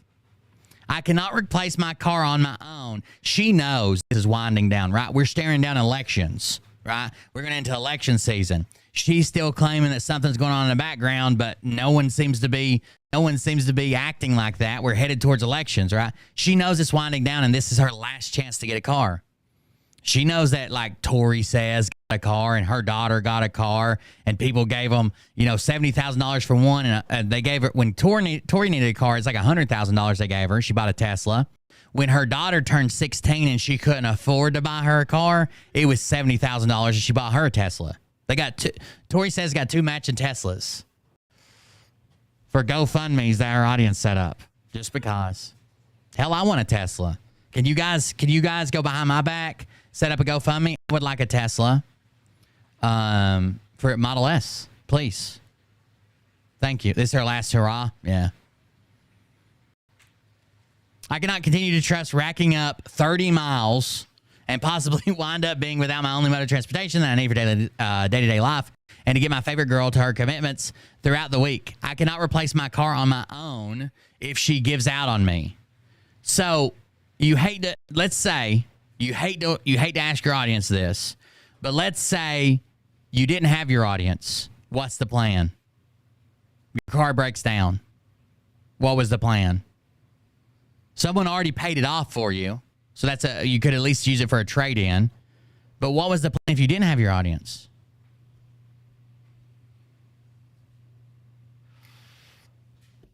Yeah, I've heard about her disability. I don't believe her. I know many are struggling. So, your own chat. Look, I don't do public charity. I don't do it. I'm not come on here and say, I gave this person that, and I gave this other person that, and I did this for this person. I'm just not doing it. That's not what it's there for.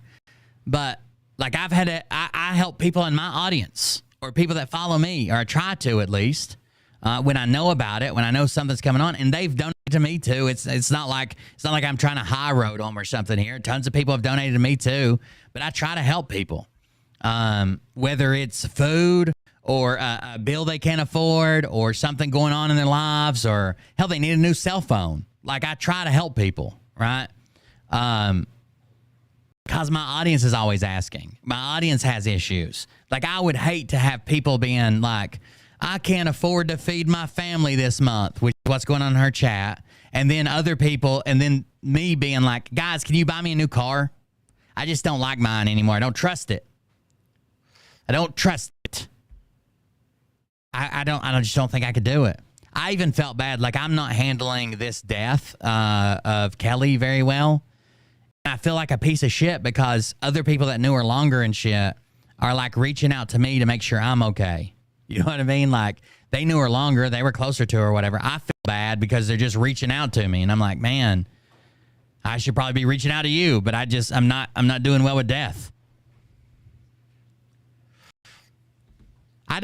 First of all, I don't like putting people on the spot if they don't want you to know about their struggles or what's going on. They shouldn't. That's like private information. Second of all, I think it takes away from, if I come on here and be like, I gave $600 to this person, I think it takes away from it, man. If you just do it quietly and it disappears and no one knows about it, that's the value in it. If you're coming on here to brag about what you did, I just think it takes away from it. But I mean, as long as people are donating, I'm not going to judge you. I know many are struggling, so I ask that you please not worry. I know many are struggling, so I ask that you please not worry. That would break my heart. I am praying that out of my 300,000 followers on social media, that 5,000 of you are in a position and willing to help me achieve this goal. That would mean a $5 donation from 5,000 people. I would be able to get something I can count on and feel. You're not getting a brand new car for $25,000. I guess maybe a Kia or Hyundai. Are they still that low? They used to be.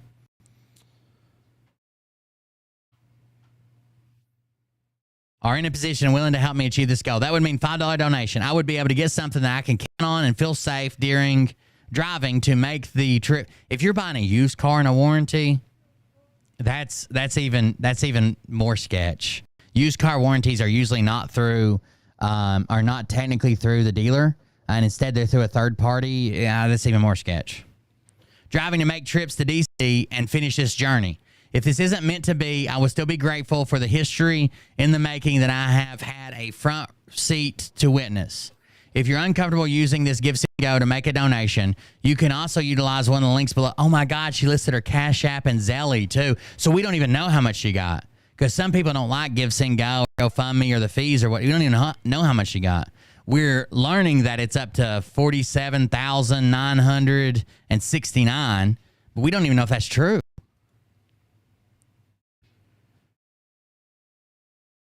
I love you guys. And no matter what. So if she wouldn't have listed her Cash App and her Zelle or her P.O. box, other people would have still probably donated that way, but it'd been a lot less. Once you mention it, it gets people thinking that way, like, oh, yeah, maybe we should do this. You know what I mean?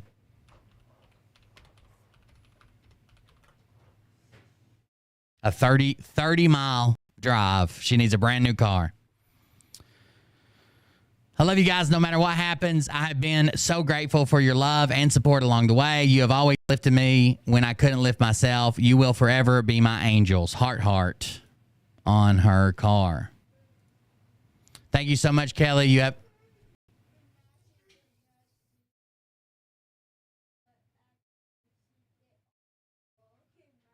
Yeah, that'd be funny, wouldn't it, buddy? Sorry, I was talking to Ollie.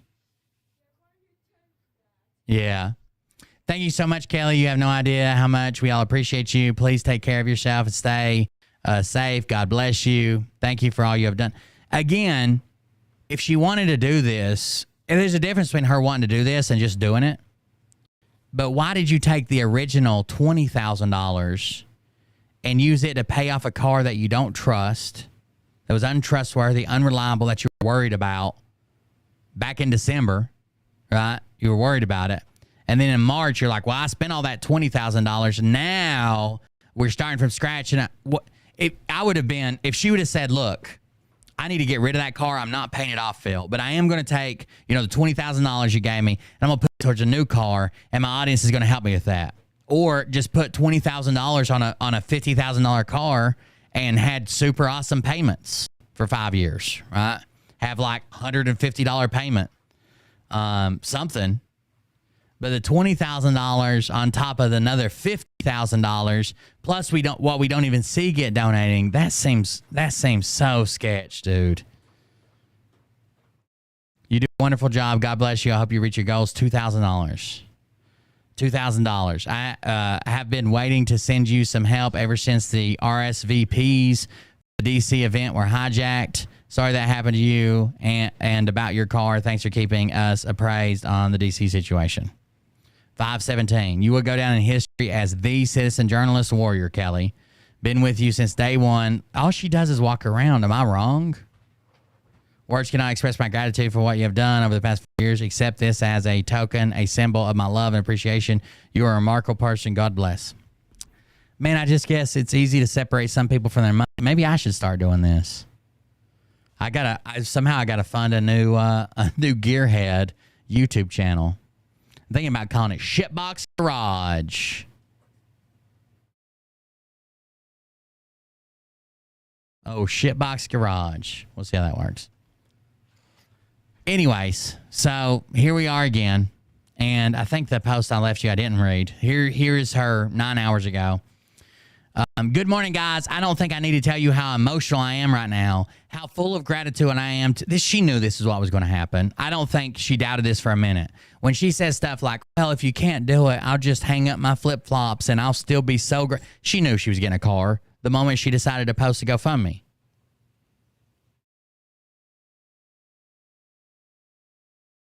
Phil didn't pay the bank directly. And the only reason I know that is because I just went and looked. He sent $15,000 when it says, here you go, Kelly Marie Brady or whatever, Nancy Drew. He sent a screenshot of, I think it was, I'm going back to look right now, but I think it was Cash App. I scrolled through a bunch since then, but let me go back. It was on the 15th. It was on December 15th is when he finally sent it out.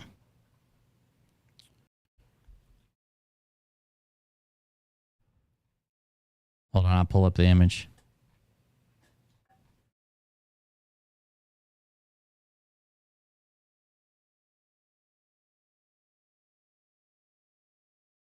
But she could have, even if you wanted to pay directly, she could have still said like, well, I'm going to use this to buy a car. And if he didn't want to get scammed, he could have still held it until she went to the dealership or whatever.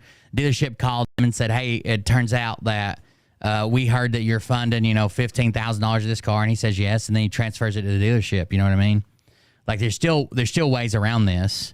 If he didn't want to get scammed and if Andy wanted to help with the to buy a new car, if she would have talked to him, been like, this car, I just don't trust it. I need to sell it. I need to do something. Or trade it in. Trade it in would have worked, especially if it had issues. A lot of people might have noticed it's got a stutter and been scared away from it. And if they're scared away from it, they could have instead, she could have traded it in, right? I thought it was on the 15th. Where's that screenshot? Oh, here it is. Whatever app this is, It says sent $15,000 to Kelly M. Brady from Philco. Merry Christmas, Philly Carey. Let me see. I can pull this up where you guys can see it, I think. This one. And it says, congrats, Mr. So whatever app this is, his banking app or wiring app or whatever, it went to Kelly M. Brady, not to like, you know, Jones's Kia or whatever bank. I think he just sent it directly to her, probably a wire transfer. Because all the rest of them were cashier's checks he sent. I think she knew she was in a car the moment she posted it. How full of gratitude I am to everyone of you this morning. Honestly, I'm still a bit in shock trying to convince myself that this is real. I wonder if she was having serious doubts, if that's true, if she was having serious doubts about her car and she got $15,000 in her bank account, even if it's in the same bank account where she has it went to her checking account. You can't wire transfer to like a loan. You can only go to checking or savings. Do you think she even paid it off if she had serious doubts about it, or do you think she did something else with it? Trying to convince myself this is real. What's up, buddy? You don't think she paid the car?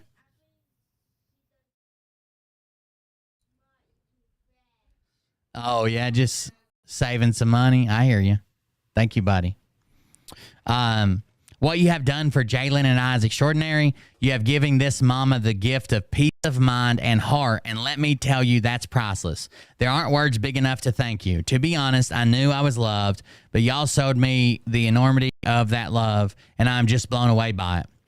So one time, I told everybody, this used to happen more regularly. There was a person who did it. But like one time, I had a few $100s, and it was like an anniversary or Mother's Day or something. And I wanted to take Mariah to Cherokee. And there's no way that I would go and ask my audience, hey, I want to go to the casino. Can you guys donate so I could go gamble at the casino? There's no way in hell I would do that. But somebody took it upon themselves to just be like, hey, you know, Mariah and Will's going to the casino. They don't have much money, blah, blah, blah. They're doing this. Let's just throw some in like a, PayPal or whatever, and we'll send it to them. And they did that. I think it was a few $100s too, and we threw it on there, pay for the hotels or whatever. But there's no way I'd go out and ask that. And there's no way that I would get $20,000 to pay off my car and then 3 months later be like, it's a piece of shit. I need a new one. I need a new one, guys. I'll never trust it, even though it's paid off. And there's, a $300 part broken on it. I'd never trust it again.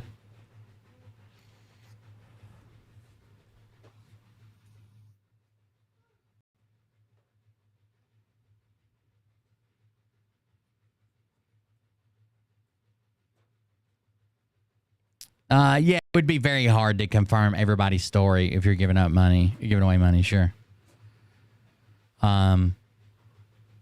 Just absolutely mind blown. I was so busy yesterday. To be honest, I knew I was loved, but y'all showed me the enormity of that love, and I am just blown away by it. Just absolutely mind blown. I was so busy yesterday, I couldn't really look, but last night I stayed up late reading all of your comments, just bawling my eyes out. Thank you so much for loving me the way that you do and believing in me all this time. Thank you from the bottom of my heart for changing our lives the way you have. It would take a few business days for Give Send Go to do the transfer, but hopefully by this time next week, I would be back in my city, girl. And guess what? It's flip-flop weather again. I know I've said it a million times, but God has certainly given me an army of angels to take this journey with. I hate when you call it to God. I would have never made it without y'all. I wish I could personally thank when you're like, people like donating money, buying your car and stuff, and you're calling out to God, it just almost makes it feel like slimy. Like God's not in the business of buying new cars, I don't think. I do remember that one verse in the Bible where he said, go forth and buy Kias that thou brothers and sisters have funded. But still, most of the Bible's not about that. I wish I could personally thank each one of you and hug you right now. Not just those who were able to donate, but those of you who prayed for us as well to receive this enormous blessings. And boy, is it enormous. I love you guys bunches. Thank you. Thank you. Thank you. What's up, Ollie? Yeah. She doesn't even know who God is. Yeah, she just put stuff about God on there so people send her money. All right, I'm gonna get back to it, okay? That was Ollie again. Yeah, I don't know. I don't know that I could. I guess this is why I'm fucking broke. I'm not a good grifter. I'm not a good grifter. But apparently she is.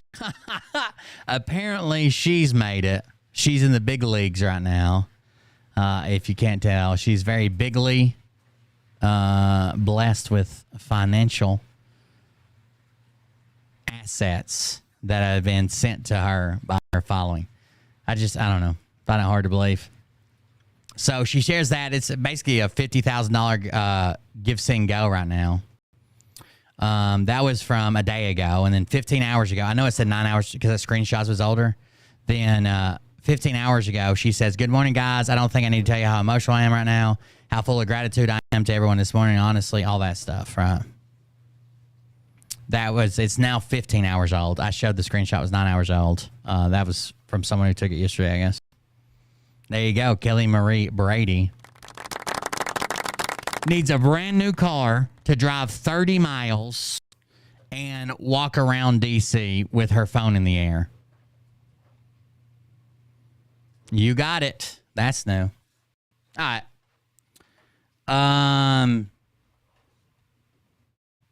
I think I got us a very personal, heartfelt memo from someone. If you guys want to hear it. Now like I said, it is very personal. It is very heartfelt. It is from the unhinged Spider-Man. I never thought that Spider-Man would play the race card, but here we go. Yeah,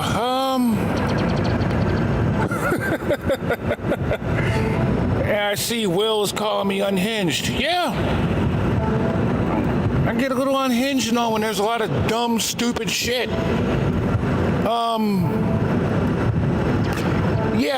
This is probably the last time I'm going to say this to Will and his little fucking 20, 30 followers.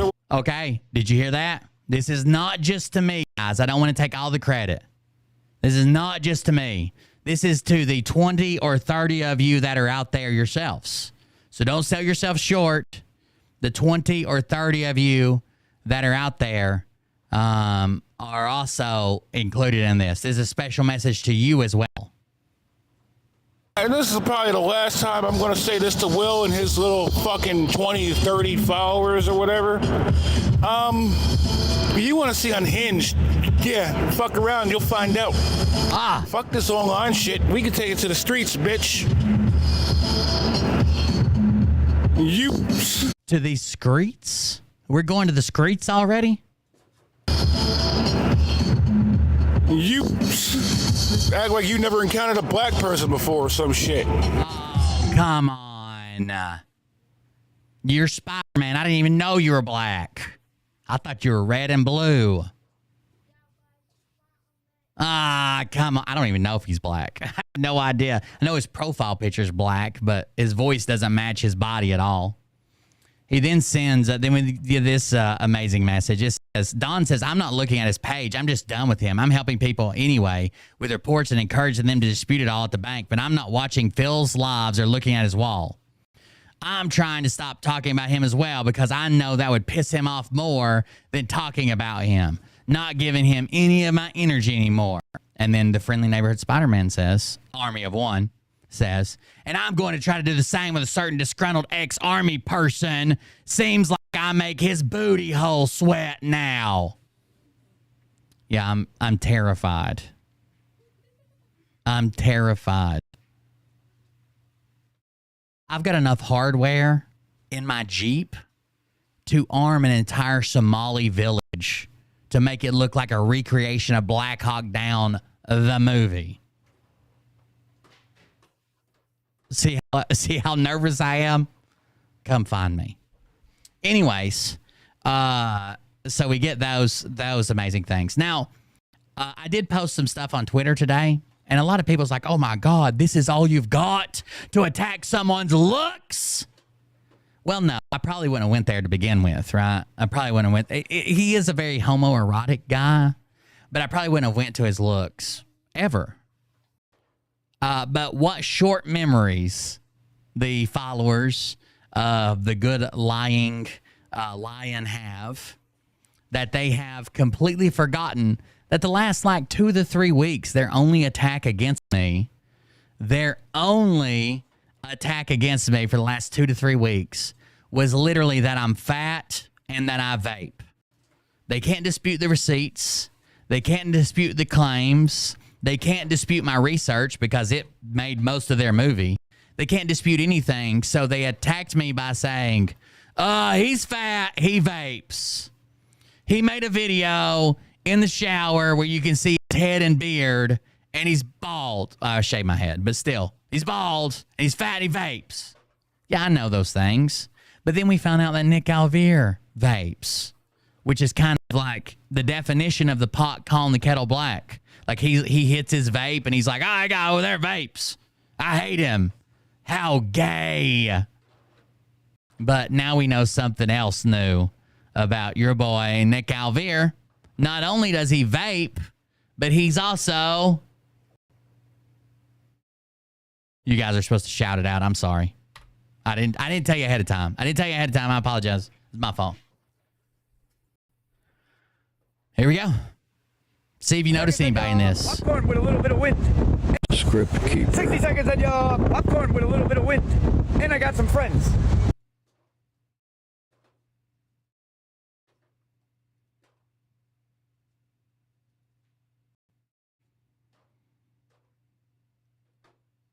Notice anybody in this video? And the first thing he does is go and put his hair behind his ears. Like, again, I don't care if Nick's the fattest guy in America. If he was on an episode of My 600-Pound Life. Like, I'm a fat guy, right? I know I'm nowhere near, like, my fighting weight when I was in the Army. And I'm not really worried about being fat. I'm worried about being healthier because I just lost both my parents. I don't want to put my kids through that, right? So I've been taking steps to be healthier. I could care less what Nick thinks I look like. But I didn't start this. The first thing they did, and they're like, oh, then Will comes out with his fake accent. He's fat and he vapes. Why do you guys even trust him? As if that was a shot at my credibility. Oh, he's fat. He couldn't possibly be telling you accurate information. Which is weird. Anyways, then here's Nick and Dr. Z. A little bit of wind. And I got some friends. Put his hair back behind his ear. Dr. Z needs some shade quick. Dr. Z is his man tits are melting.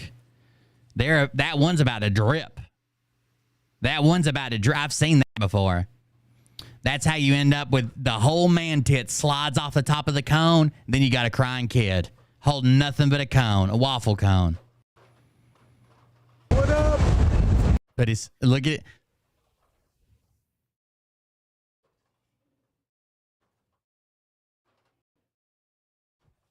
It reminded me of this video. Hold on, I'll show you. It reminded me of this video I shared the other day of this amazing musician. Maybe I should get him signed up with Burt Lynch.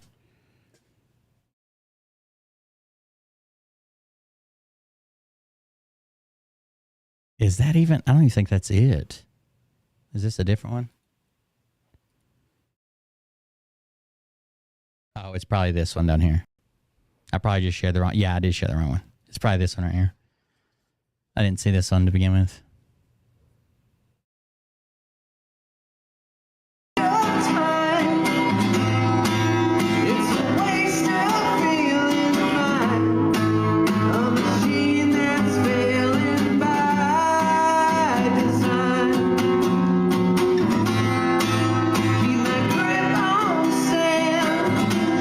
I don't know how he could be photoshopped into a video. It's his buddy's video on his TikTok page.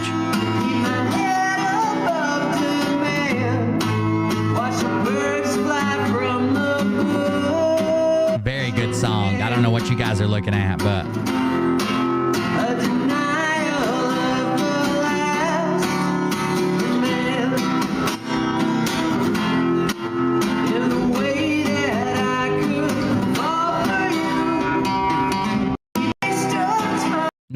Not a bad musician, right? Everybody clap. Not a bad musician. Yeah, so when I first saw the screenshots, I asked if this was edited. Like, did you guys blow him up or something? Because he's always talking about how healthy and fit he is and how he's always in the gym. But I have noticed that he seems to share the same Photoshopped, like face-tuned photos every time he shares a photo. It's either that one with like the light behind him where he's leaning up against the building or whatever, and you can tell he's face-tuned, or it's that one with him in the yellow shirt. There's like 3 of them that he shares all the time. So I was thinking, that's weird. But he's talking about how he's like a gym bro, and we even saw a video where he's like, shout out to the editor bros or the editor rats and the gym rats, because I'm both. Script keeper. 60 seconds on your popcorn with a little bit of wind. And I got some friends. What up? Dude, he's got his fupa tucked in, bro. He's got his fupa tucked into those shorts. Look at that side angle there. What you hiding down there?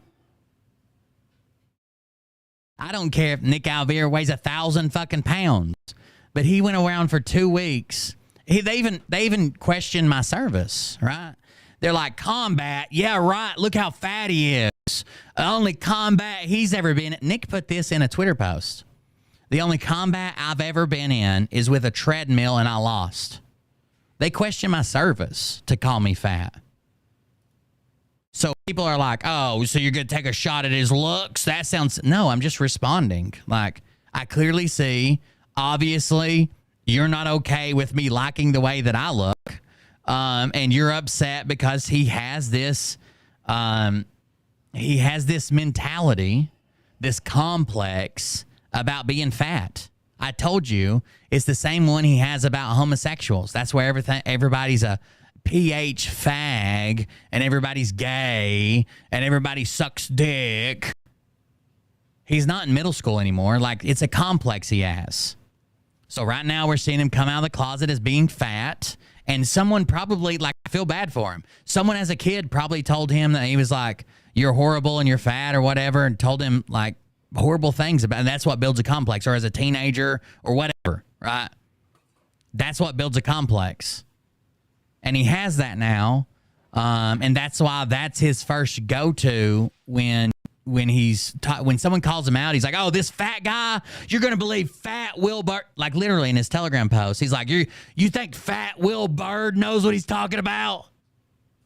Well, does fat Nick Alvear know what he's talking about? At least I admitted to it, bro. At least I was like, oh, yeah, I'm fat. I should, the Army says I should weigh 196.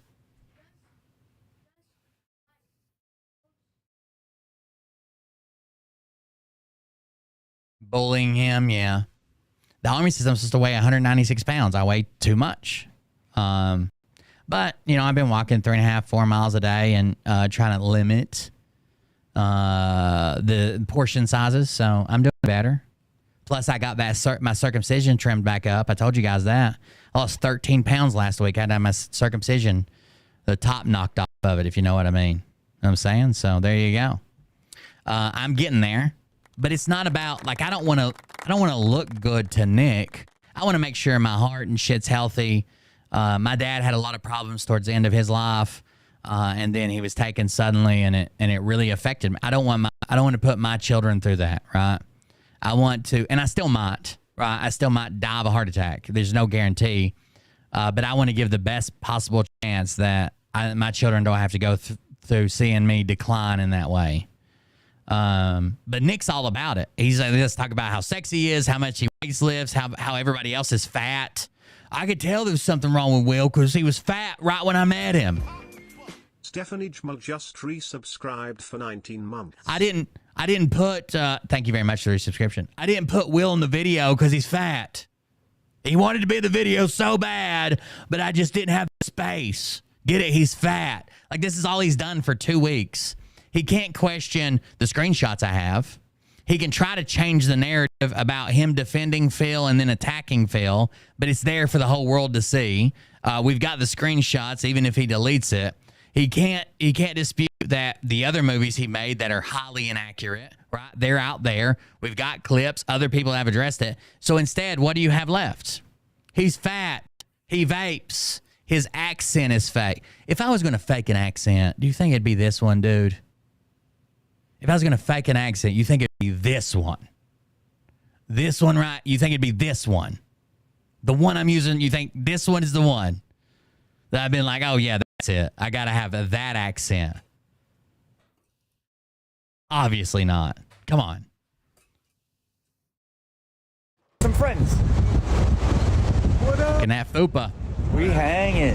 God, Dr. Z is so hairy. I just wanted to let you know, Phil, Nick's still the captain. And Script Keeper, obviously he's not fat. He's an older guy. He kind of looks like Crypt Keeper. But how come when he puts on adult size sunglasses, they're also 5 sizes too big? Why is his head so narrow, dude? I've never seen somebody with a head so narrow.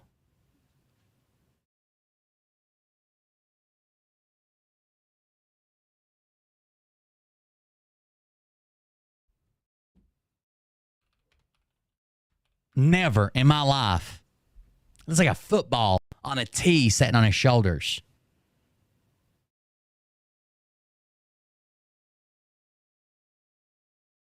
Like his head is very narrow, right? Like a golf tee. These are adult glasses. And I don't know if you can tell or not, but the earpieces are in. This one's like basically getting ready to fall off his ear and it's in. It's kind of like a big toe. It is kind of like a big toe. Like if this was the nail. Hold on. We can do this.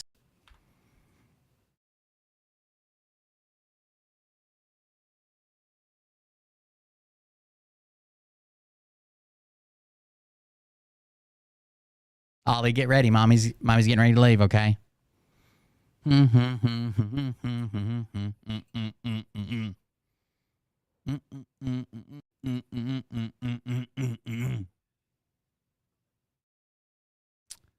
All right, let's pull it over here. It's time to go to work, boys.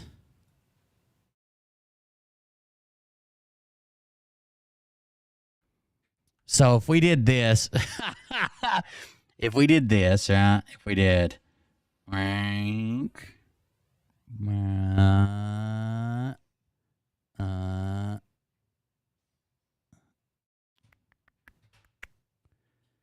we did that, and then a couple striation patterns, so a couple of lines, right? And then we might have to expand the canvas effect or adjustments. Oh, hold on, it froze. It doesn't like when I stream and pull stuff up on it. We'll have to wait for this to unfreeze. Not too much you can do, but you can look at the beach. You can look at them shooting the airlines. See Get it? The airlines. Get it? They're shooting the airlines. You get it? Because they're airlines, and they're airlines, and they also do chemtrails that are lines in the air. Airlines. How big does his head have to be to fit them glasses? Human sized, I guess. Yeah,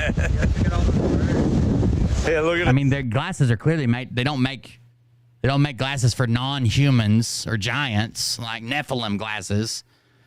He just doesn't have a head that fits. Man, it's a lot of loose skin.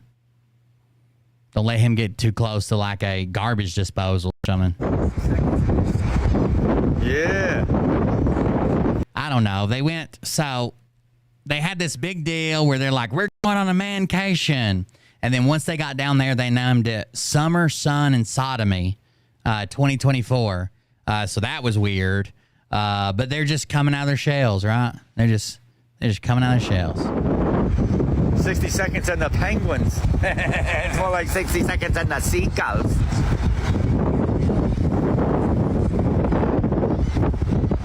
Guys, do you think it's flat or is it curved? Looks a little curved to me. But or nervature? curvature or nervature? Looks pretty flat to me, guys. Incredibly. Amazing. If you say so, bro. All right. So, anyways, back to where we were at. If we do this. Oh, we don't even need that. Look, we can just use these glasses here. Boom. Extend this a little bit because they don't sit centered on his head. And then up. Over. Put him in the dome, right? Flat earthers. Striations.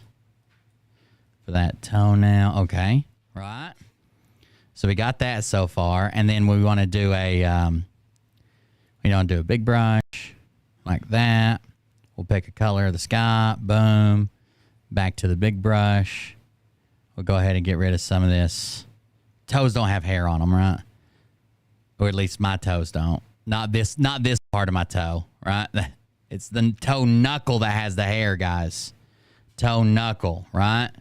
You guys know that.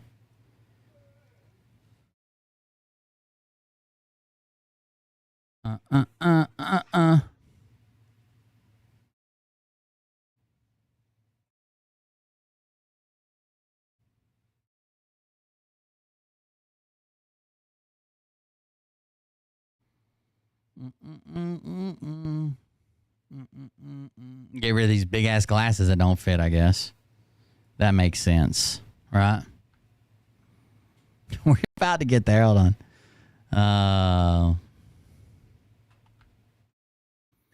Go ahead, come down here. Do that. Bow, bow, bow, bow, bow, bow, bow, bow, bow, bow, bow. Go ahead and blew him in a little bit. This is just script if he was bald and had a toenail on his forehead. That's all we're doing so far. Okay? That's all we've done so far. And then we want to do another color picker. And we'll do, I guess, this side. Then we go back to our big brush. And we'll go ahead and fill this in. Boom, boom, boom, boom, boom. Because that's the shadow side. Boom, boom, boom, boom, boom. Color picker. Bright side. Big brush. We'll put a happy little tree right here. We'll put a happy little tree just right here, okay? And then we're going to come up. We'll go ahead and do this. Okay. I'm going to do color picker to the shadow side. Big brush.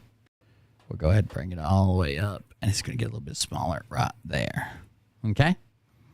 And then we're going to do some blending. Right? So we'll pick a medium, something in the center. And we'll go ahead and do big brush. Bump, bump, bump, bump. Okay. Now, I am coloring, obviously, but I'm not really changing the shape any. I'm just coloring in the lines that God put there, okay? This is like God's coloring book. And like, there should be a bunch more color shifts. I only did 3, but okay, this is God's coloring book right here. Okay. And then we need to go back to our black and our brush, but not that big. That's a 60. Let's go down to about a 15 or so. Okay. And then we're going to put one of these. Okay. And then one of these. Okay. And then one of these. Okay, a little knuckle there.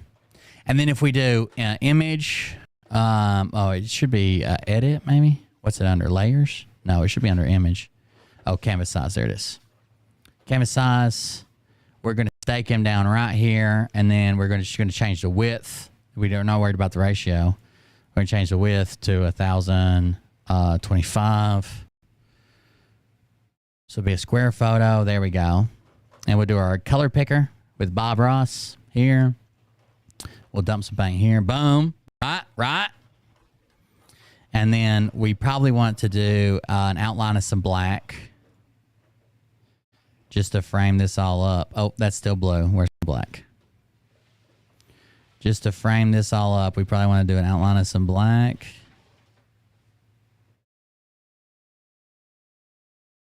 Just to give us what the shape we want here. An outline of black. Boom. See where we're going here, chat?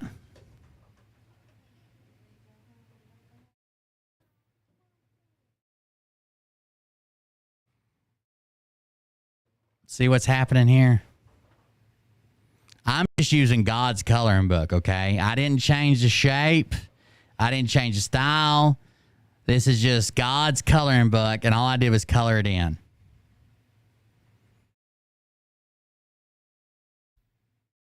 Ollie, what is this on the screen? Right here. What is that? Come here. Talking to the microphone. But with stripes? A nail? Well, your nail does have stripes on it, see? So it looks like a big toe? Nah. Well, why? A nail, kinda, he said, but with stripes. No, your nail does have stripes on it. And with G? Yeah. Oh, a thumb? Yeah. Looks like a thumb? Yeah, because where it bent, where this with... Right, where it bends? Yeah, don't know why tall. Okay. Love you, bye. Love you, hug. Have a good night. Bye. It looks like a thumb, not a toe. A thumb, not a toe. Got it? We need kind of an off-white. What's he wearing down here? Let's do this. Color picker. Boom, boom. Yeah, that'll work. And then we'll do a dump right here. Boom. Oh, we got him. We got him. Love you, bye. We got him. We nailed him. He was wearing the colors we needed the whole time. The whole time he was wearing the colors we needed. We just didn't even know. Why is his head so little? That was the question we were trying to answer. Right? Oh, God. That wasn't good. That was the question we were trying to answer. Why is that man's head so little? God, why'd you put them little boy hands on this grown-ass man? You know what I'm saying? That kind of deal. Need some more shadow just along this edge. We could probably put a happy little tree in here if you know what I mean. See how that makes a shadow? See how that makes a shadow, chat? We can even get one more color and do this. Let's see. That's kind of a darker color, but not that dark. So we could get that color and then do this. Where'd my brush go? We come right in here, right beside his head after we took all his hair away. Right. And then if depending on, we kind of got this thing where it gets wider at the bottom. So we come down through here, do whatever. It gets a little bit wider. You come back and color right up against it. Oh, look at that. We got a whole shadow being cast over here. At least we got our colors in order, right?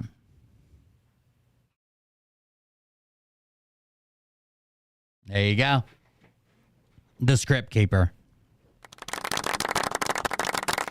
He does have a narrow head, doesn't he? I'm not that bad of an artist. Look at that. I mean, like, you could tell what it was, right? I'm not that horrible. I understand I'm not great. Damn. But I'm not that bad either. This is almost like Obama's campaign photo where it just said hope or change or whatever it said. All right? It's not bad. You could tell what that is. It's Script Keeper's face. What else would it be? What else would it be? Idiots. Script keeper. 60 seconds on your popcorn with a little bit of wind. And I got some friends. I don't think Nick and Z wanted to be on camera. I think he told them, like, I'm just going to do a quick video right here. And then he just like, turned around. What up? We hanging. Oh, His head is small, right? I'm not just... And it gets smaller as it comes down. It's V-shaped.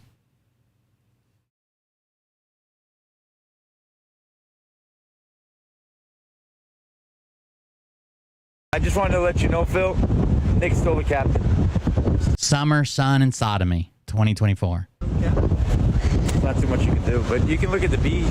You can look at them shooting the airlines. See the airlines? Yeah, look at this. Yeah. 60 seconds on the penguins. It's more like 60 seconds on the seagulls. Now I have a serious question. Hold on. No one cares about your flat earth. Now I have a serious question. I know we've done this with Eli before, right? But hold on. So if I make a line, all right, that'll work.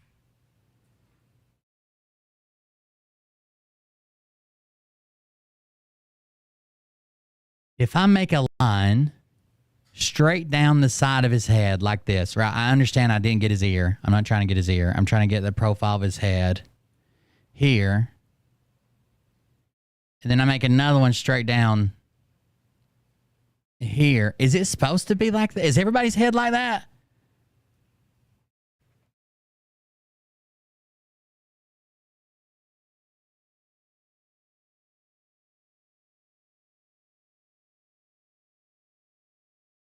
Is that a thing?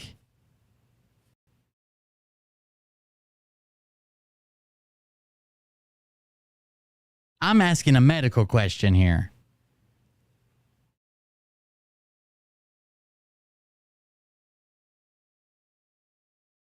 And built like a rat. If he can fit his head in, the rest of his body will fit in. I think that's the way it works, right? If you squeeze your head through, the rest of your body will go through as well. I think that's the way it works. I'm not sure.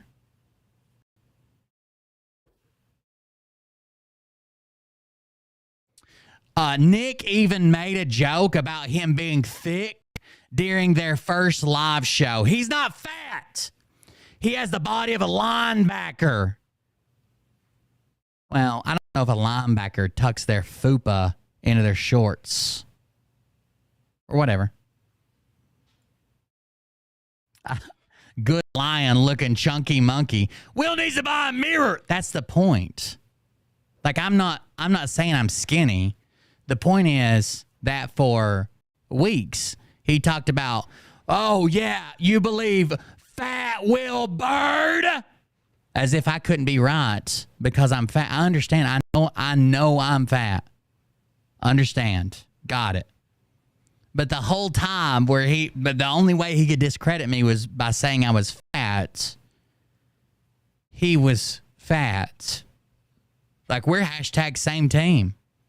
I'm not trying to say like, I'm so sexy and Nick's ugly. Why would I make that argument?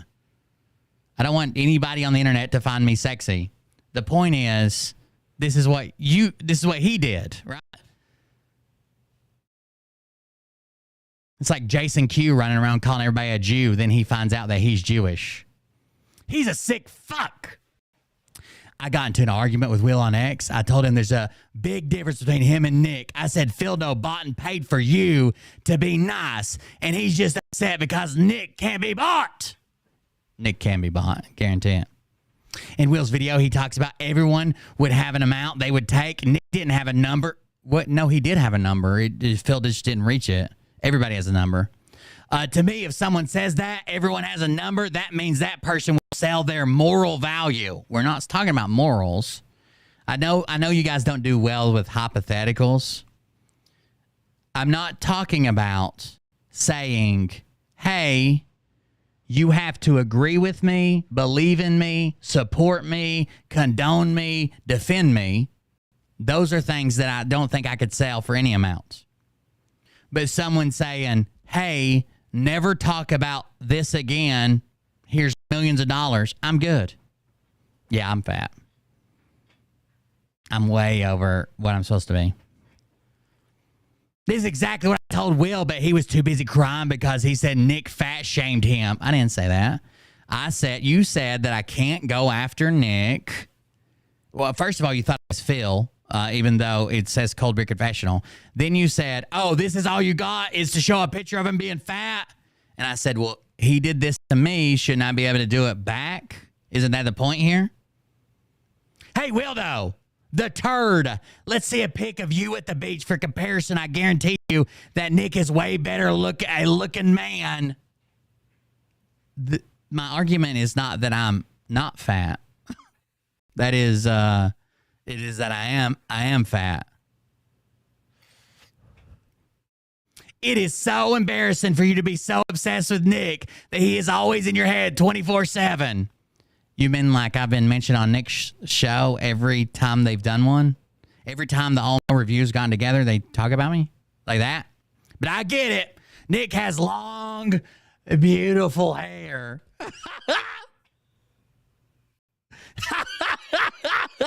And you are bald. Get over yourself and get a life, you pathetic loser. I don't know if I'm bald, but if I am, I'm cool with that. Because since I was 17 years old, I've shaved my head every other day. I wish I didn't have to shave it. That's what I don't, that's the way I like it. I don't like hair on my head. I started shaving it. Well, that's technically a lie. Let me go back. I shaved it in high school and everything was fine. And then when I went to join the Army, I let it grow out and I had a high and top for a while, like, cause you'll see some Army pictures. But after I'd been in the Army for about a year, I was shaving my face every day. I'm like, man, I used to shave my head too. And if I just shave my beard and my head, I wouldn't have to worry about lining up like my sideburns, like where they end or whatever. Or you can't technically have sideburns, but you know what I meant, like where your hairline ends. If I just shave my head, I could just lather everything up and shave it. So I started shaving it again since then. So I don't know if I'm bald, but if I am, I wish it would hurry up because I still have to shave it. Is there a way to make it not do that? Is there a way to kill it so I don't have to shave it? Because that would save me a lot of time. Get a life, you pathetic loser. Get a life, you pathetic loser. This person's in your head while you brag about saying things to me on Twitter and then run into a private group to say, I said this to Will on Twitter. That's right. The perfect weight for an 8-foot-tall man. Will is more friendly with peso than most realize. Will is like Mr. Jackal, and Pedo is trying to be Mr. Hyde. Okay. He obviously hasn't looked in one lately. Or ever. A mirror. But wait, when Nick said, Will's fat and he vapes. And I said, yeah, and what's next? Are you guys claiming that I don't know these things? Because I can go back and show you where I shared his post saying he's fat and he vapes. And I said, yeah. And you got any answers for these, you defending Phil here then flipping?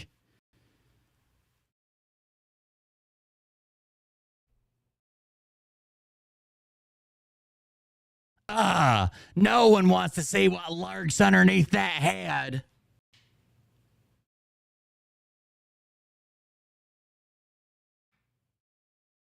My brain? Oh, this is the person who was talking shit about me on Twitter. She's got that old school bowl cut. That salad spinner cut. Uh-oh, I'm sorry.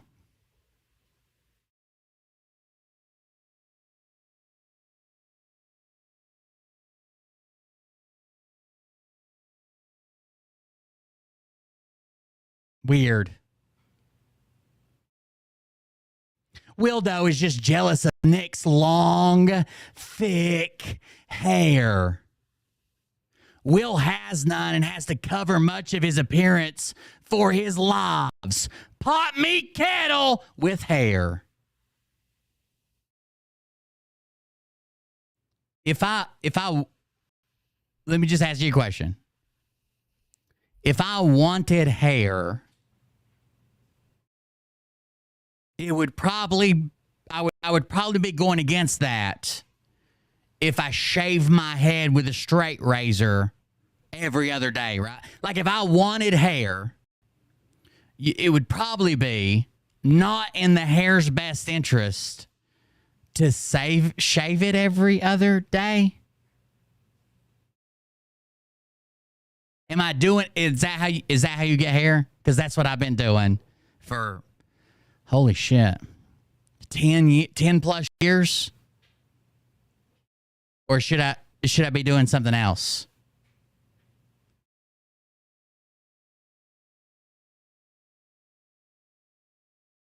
I'm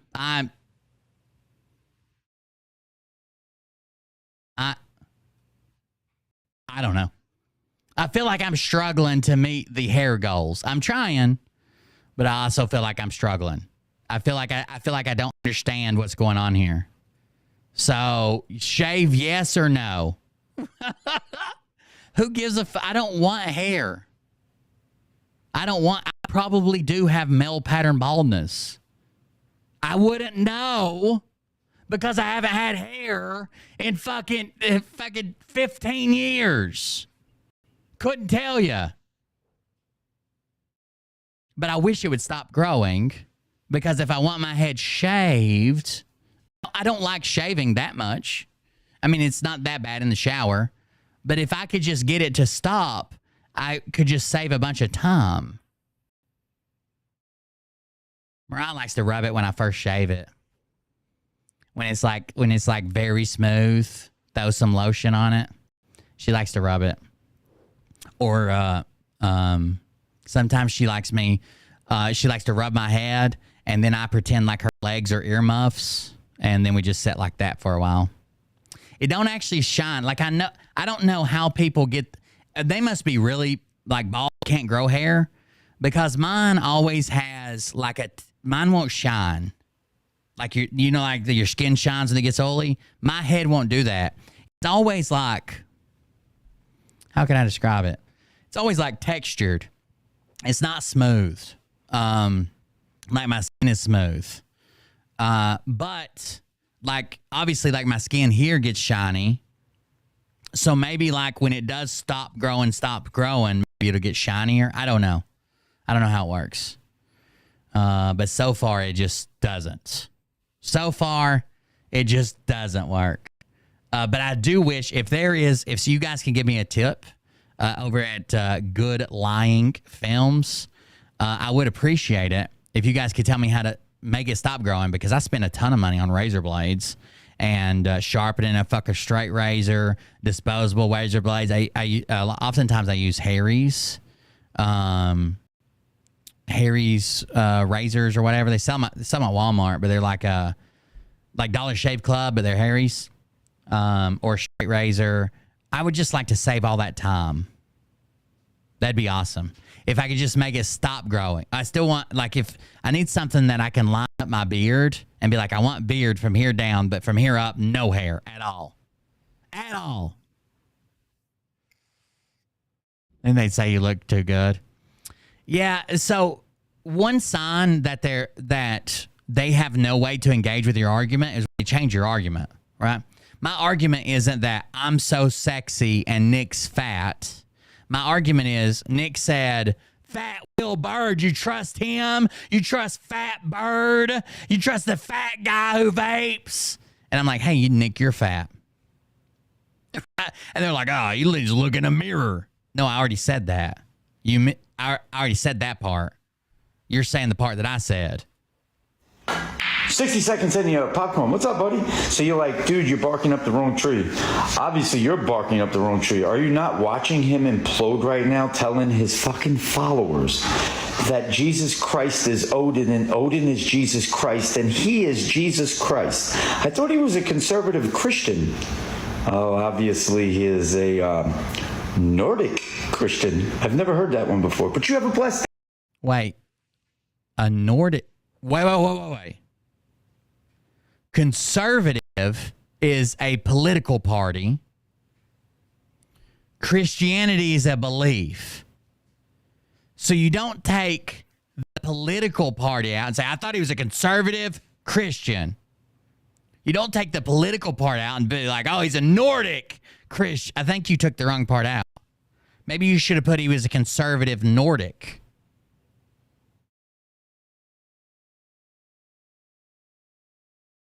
I thought he was a conservative Christian. Oh, obviously he is a Nordic Christian. I've never heard that one before, but you have a blessed day. 60 seconds in your popcorn. What's up, buddy? Odin is Queezus. I did want to see that. I haven't got a chance to review Phil's live stream or whatever. Did he really say he was Jesus? Is that something he said? I wonder where that comment come from. Can we go see it? Or will it take me to that guy's page? Yeah, it'll take me to his page. So let me go back. 60 seconds in your popcorn. What's up? Damn it. Go figure. Look at this. Oh, look at this. Look at this. Oh, would you look at this? Just look at it. Just look at it. Yeah, well. Oh, I just wanted to let you know, Phil. Nick stole. Is it from this one? Usually the video responses end up at the top, but I don't see it. You can look at them shooting the airlines. See the airlines? Yeah, look at this. Both and restrict the money allowed to be spent on politics and lockboxes by Facebook. I've always said it, guys. Facebook is a dinosaur. And what they do with Facebook is they basically use it. Donald Trump's not taking down Facebook. Too bad. No sound. Sound isn't available. Okay. Seriously, he was trying to deflect people's thoughts that his tattoos are boy lover tattoos and wound up saying Odin was crucified and that he is Jesus Christ. Erica Freedom's husband prayed over our chat before we left. So God won there.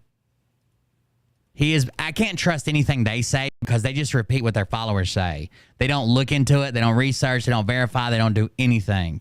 Like if their followers say it about me, it's true. If their followers say it about this other guy, it's true. If they say it about Phil, it's true. He is becoming more outwardly evil and taking a whole slew of people with him.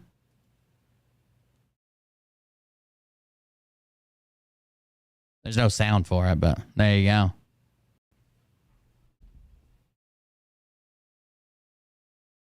This one doesn't even play. The last one didn't have sound. This doesn't even fucking work.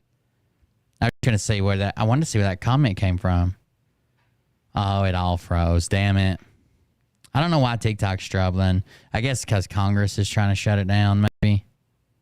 They've been struggling lately. All of TikTok's been struggling.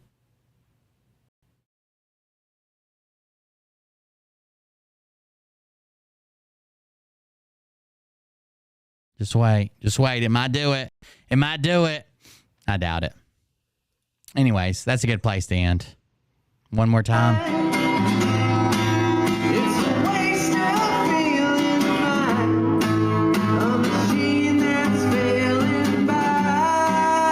Phil's announcement page. What about it?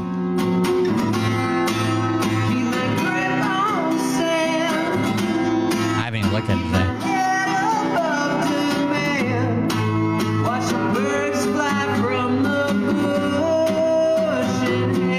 I did see this one. Hey guys, I've had so many people message me asking me to share this, the fundraiser for Kelly Brady. I'm sorry, but I'm not going to do that. Just 3 months ago, Carrie and I paid Kelly around $15,000 to pay off her car loan, and we gave her an additional $5,000 on top of that, if I recall correctly, to do a buttload of repairs on the same car. This was part of my Christmas giveaway. At this time, Kelly had adamantly refused to ask for donations. I thought that was very noble of her, which was the primary reason she was selected for the giveaway. In my mind, that same $20,000 could have went to help 20 other families in need, with $1,000 going to each. Had I known she would have simply held a fundraiser, I would have encouraged her to do so, thus enabling 20 other families that benefit from my giveaway. I now see that there's car trouble again, even though Kelly's car loan has been satisfied and a monthly payment has not been needed for the past 3 or 4 months. Seemingly, the saved monthly payment could easily handle a car repair. This is getting a little out of hand for me, and I'm simply not going to participate. I don't begrudge Kelly for holding the fundraiser, but I do feel slighted that this fundraiser wasn't held sooner. That's $20,000 would have helped change people's lives around Christmas time. Instead, it didn't. I hold no ill will towards Kelly, but please stop asking me to share her fundraiser. Last I checked, it's doing just fine without my help. There you go. Bombardier CRJ 900. I've flown nearly 2 million miles in the past 2 or 3 years. This is the smoothest, quietest, and by far the best aircraft I've been on during that span. 2 Rolls-Royce engines. I felt like I was flying in a Tesla versus a Ford F-350. Boeing better watch out. If things get mass-produced, it's game over. Katrina Bowles says, I tell you guys, 2021 lives are very important. Patriots Rising Jeremy. No. PG Legal Bottles explain that. In the past, I voted Democrat because they were mostly the kindness party, but they have become a party of division and hate, so I no longer support them. And we'll vote Republican now. Watch their dirty tricks campaign against me unfolds. Me too. Oh, God. Nick Alvear, ladies and gentlemen. You know, the same Nick Alvear that calls other people fat? Now I make no claim to be in the best shape. I was 170 in high school, and now I hover around 180, 185. But if I ever look like this, make fun of someone else and make fun of someone else's weight, please punch me directly in the face. Beware the Ides of March. The Odin stuff. I'm looking. Phil just posted this back in March 15, 2022, exactly 2 years. I need to go watch this video. The Phil Delta is approaching for March 30th. Just a black screen, 10 days of darkness coming, blackouts coming. I need to go watch that one video. If Nick Alvear's chat would calm the fuck down for 5 minutes, I could go do something else. I do think it's funny how their heads spin. Everything that happens, their heads just fucking start spinning, freaking out. What else you have to teach us? My whole life, never felt right ever since I was a small child. You never fit in, dreamer. Tonight's live was awesome. I love listening every day. Safe travels, Phil and Carrie. Love from Geneva, Illinois. Context. Let's see what this one is. So I don't really need a kitchen. That was just another failed attempt to be funny. But the irony is, what happened to his wrist? 2019, 2020-ish. Oh, this is about the truck video, isn't it? And my family from implosion. And nothing I did worked. You know, I cheated on my wife and was just a really bad person for a while. And so I tried to do anything I knew how to do to maybe distract her away from what had happened or something. And I was desperate and I did dumb things. And one of the dumb things was try to remodel my house without having money. So money was on the way. I was in real estate back then, as you guys know, and I had a huge closing coming up. I think I was going to get like an $80,000 commission check. Back then, that was huge money. You know, that's something you want to. Fibonacci sequence still. I see that part. My ex and I kind of went shopping for a kitchen in anticipation of that money coming in. And those of you that are in real estate, you know you should not do that. But we did, and picked out a kitchen and gave them a deposit, and they installed the kitchen, and closing was supposed to happen on a Monday, I think it was. Kitchen was installed on a Thursday or a Friday. We gave him a check that Thursday or Friday, and the closing got pushed. Check bounced. They're like, yo, check bounced. Same company, by the way, of that video that I just did. That's what's ironic. They're in my development, a couple houses down, doing the kitchen. Check bounced. Started threatening, hey, where's our money? I'm like, no, I didn't know what to do. I was going to say, hey, my closing got moved. Come take your kitchen out of my house that you just put it in. So I lied and I said it's got to be an error with the bank, and I made up some. Oh, I got that post. Hold on. All I was trying to do was really buy time because I knew that closing. Yeah, but you forging statements was a big deal. That's one thing. It's one thing to say, it must be a mistake. I'll call the bank. It's another thing to do fake bank statements. That's why you ended up in jail. So I lied and I said it's got to be an error with the bank, and I made up some statements that. So that he kind of skims over that. That's the big deal part. It's one thing to say, this must be something on that account or the bank, or, I had to move some money around and then having to come clean. But when you make fake bank statements, that's a big deal. All I was trying to do was really buy time because I knew that closing was coming. And I did. I bought about 3-4 weeks by lying to them. Then the closing got pushed again. Then we lined up a loan. We had the loan. We were going to get it in 7 days, and then COVID hit. Loan got canceled. So then the truth came out. Phil lied about the not having the money and the fake bank statements and all that stuff. And Phil went to jail for 30 days. And it's just ironic now because you think about it, it was a $26,000 kitchen, or $21,000. That's what the check was that bounced. And then you look around now and, there's so many things that Carrie and I own that are far in excess of $21,000. And it's amazing how things change, and the different pathways that you end up going down. And then you see a reminder, like that car driving by. It's just, what's odd though? Like, before they pressed charges with like the DA, and before it went like really, really far, they could have stopped it. They could have been like, no, we don't have to go this way, just give us our money. Because I was begging them for like 2 months to just take my money because I had it. I got it. The closing occurred and I had the money, and they wouldn't take it. They wouldn't take it. They instead wanted to go to the DA. And the ironic thing is, I think they got all of their money plus interest. They got like $1,800 in interest, $1,883 it was. They got all their money plus interest. The whole $21,000 plus $1,800. And then even after that, I still went to jail for it. But, you know, it's a learning experience. And I think I've come out of that situation a better person than I was before. At least I hope I did. So I think that company is... You can't fake bank statements ever. Like, and I don't like them. You just can't do that. Because they got their money plus interest. And they still press charges. Even after they got their money plus interest, they still press charges. Who's the victim? You know, they had to wait 2 months to get their money. 2 months. And they charge interest for those months. They had like a crazy interest rate too. So they got their full amount of payment for the product that they installed, and they still press felony charges for it. It's what I call a victimless crime. Were they really a victim? Maybe. But I don't think so. They were for those 2 months. So I got a kid. Absolutely. I even got 2 islands. What if they'd continue to take your word for it and continue to think that it was just a bank issue and the money was still coming? They're still a victim. One of those islands is like 21 grand. That's the irony, you know. Do I feel bad for that crime? Yeah. I mean, I definitely shouldn't have done it. The circumstances were much different than what you'll read about it, but as I just described. But for them to go to the DA while I'm telling them, hey, I got the money now, take the money and it's over with. Instead of taking the money, they filed charges with the DA and waited like 8 months to get their money.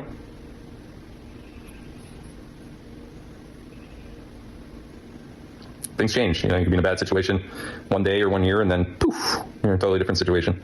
So, to the Mariotti family, especially Rich, you're an asshole, and you always will be. And I'm not. Sorry. So that was his response to that, I guess. I was looking for something here. Hold on.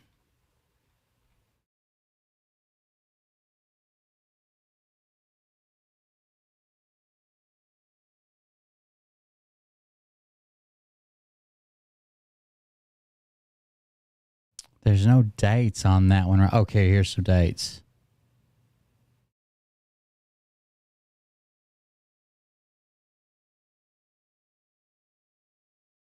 All that happened in 2021. It looks like he was charged in February of 2020. It looks like everything took place in 2021 for the check stuff. Anyways, the Odin stuff. This is what it says. Parallels between Odin and Jesus.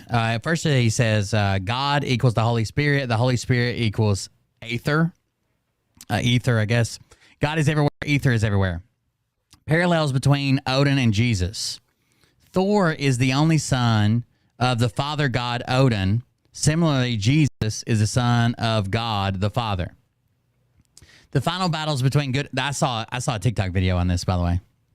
It was more like... It wasn't like Jesus is Odin. It was more like all religions kind of generally have the same kind of setup. The final battle between good and evil in Norse myth is at Ragnarok between Thor and the serpent, Jarmungandr. The final battle between good and evil in Christianity is at the cross between Jesus and the serpent, Satan. The final battle in Norse mythology begins with the crowing of 3 roosters. Similarly, the rooster crows at the beginning of Christ's passion. See, for example, in Matthew 26:34, Jesus tells Peter, "This very night before the cock crows, you will deny me 3 times."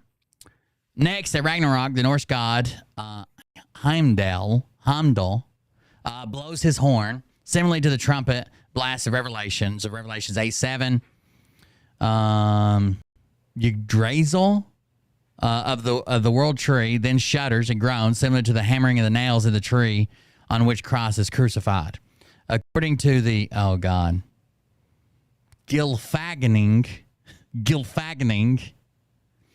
account of Ragnarok, the Fenris wolf charges on Odin. The wolf's eyes and nostrils spray flames, and its mouth is wide open. Its upper jaw scrapes the heavens, while its lower jaw drags against the earth. At the same time, and even beside the Fenris wolf, Jormundur also charges and fills the air, and the sea will a spray of venom. The sky is rent into, and the sons of Muspel ride forth across the Bifrost, wreathed in flames, similar to the four horsemen of the apocalypse. The last parallel between Thor and Jesus is most significant, but it might take some explaining. The passion, death, and victory of Christ are all foretold in the book of Genesis. In just a couple of short lines of Genesis, the entire gospel is prophesied. This is called the Proto-Evangelium, which translates as the first gospel. Here it is, Genesis 3:15. I will put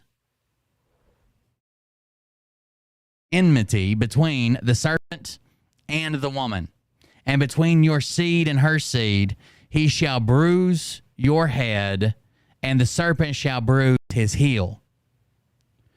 The Proto-Evangelium is packed with prophecies, but we will only address those that pertain to Satan, which is the serpent, and Christ, which is the seed of the woman. It is prophesied that Christ will bruise the serpent's head, but Satan, the serpent, will bruise the heel of Christ. These bruises are wounds, mortal wounds. At that, Jesus will crush the serpent's skull and defeat him. In doing so, however, the serpent will strike Jesus' heel, and Jesus will be poisoned by the serpent's venom. Are you starting to see the connection between Thor and the battle of the serpent? Jesus literally strikes the serpent's skull. Sometimes, as in the Passion of the Christ, Jesus is depicted as crushing the serpent's skull with his heel in the Garden of Gethsemane. But there's still a more literal moment. Christ is crucified on Golgotha, which in Hebrew is called the place of the skull. The cross of Christ, therefore, is stabbed into the skull.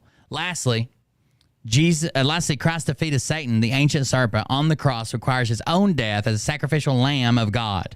In this way, the prophecy of Christ being killed by the serpent is fulfilled. Christ's heels are actually pierced by nails as well. Jesus dies on the cross, and the serpent claims victory.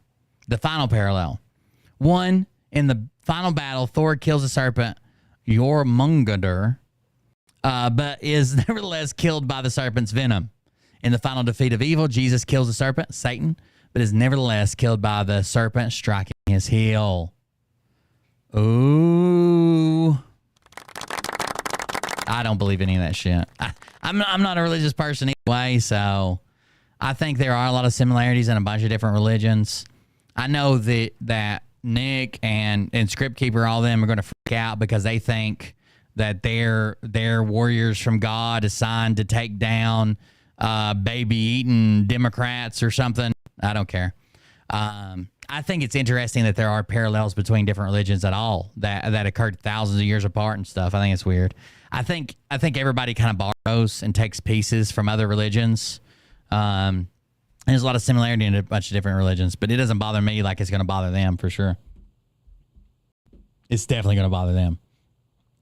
I guess that's it. That's all I'm gonna read tonight. I see some more. He gets it. For information, the Norse story was rewritten to show Jesus Christ in the Norse heritage. Obviously, there were differences between the god they called Odin and the story of Jesus' life, but I promise you this is the same person in reference. 3 nails on the cross, 3 horns of Odin. You've been lied to about everything. It's time for the lies to stop. Anyways, thank you guys for joining us. Thanks for hanging out. That Tartarian film is low budget as fuck. Yeah, his films. I mean, they're a bunch of other people's research that he puts in a voiceover. Someone else edits it, and it's all stock footage. I don't know. Here's a question to ask Nick. Why does he own a $20,000 camera? I have not seen any footage in any video, movie that he's got on Good Line that he shot. Why does he own a $20,000 camera? He's buying all of the footage from, Adobe stock images.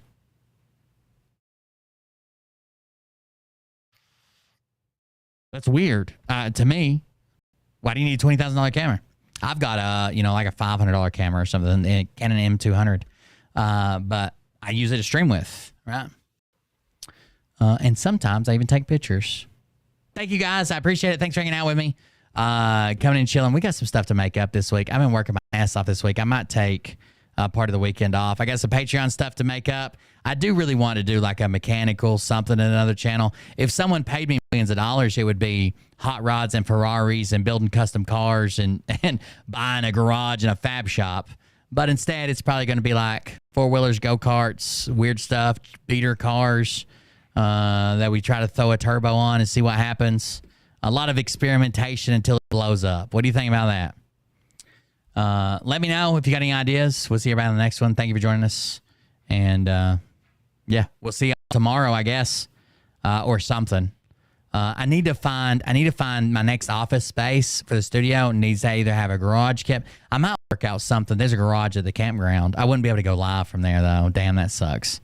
Because I want to do like real good high quality videos on the YouTube channel, but I want to stream while I'm doing stuff in the garage too, because I like to stream and hang out. Anyways, thank you guys for joining us. See you on the next one. Don't do anything Nick would do, because he's got long, glorious, luscious hair that I'm very, very jealous of. And I can't figure out what's wrong with mine. Every time I shave it, it's gone. Love you guys. See you. Bye.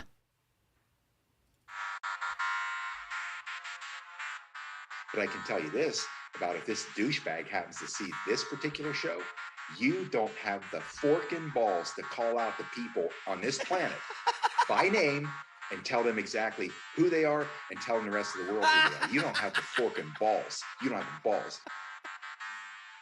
Okay, Scott. Here we go. I think I started some shit. Listen off, it's about to get lit. Get the place in them bets, you know that stage is set. You better buckle up, cause you ain't seen none yet. Here we go, I think I started some shit. Piss them off, it's about to get lit. Get the place in them bets, you know that stage is set. You better buckle up, cause you ain't seen none yet. And they say that I'm a lunatic. Well listen bitch, I came equipped with a quick wit and a 6 cents for the stupid shit. Where my true believer? Y'all need Jesus. Praise the Lord, head to the extreme. All these false fucking prophets who profit off of gossip. Worshipping drums, cocking, begging for a throat deposit. Swinging fucking meat hammers like Thor in a thong. He's strapped to the shaft, eating his chest like he's King Kong. Starving for attention, I'ma make your gut burst. I'll be your huckleberry, I can quench that thirst. Baby eating lizard people, alien sex. What's next? Trump in a dress, fucking Flynn on his desk. A retard in a vest, climbing up 5G towers. Cause you told him if he did, he'd get fucking superpowers. Here we go, I think I started some shit. Piss them off, it's about to get lit. Get the place in them bets, you know that stage is set. You better buckle up, cause you ain't seen none yet. Here we go, I think I started some shit. Piss them off, it's about to get lit. Get the place in them bets, you know that stage is set. You better buckle up, cause you ain't seen none yet. I used to find clues too when I was high on shrooms. I found myself a tunnel that led to Jason Q's bedroom.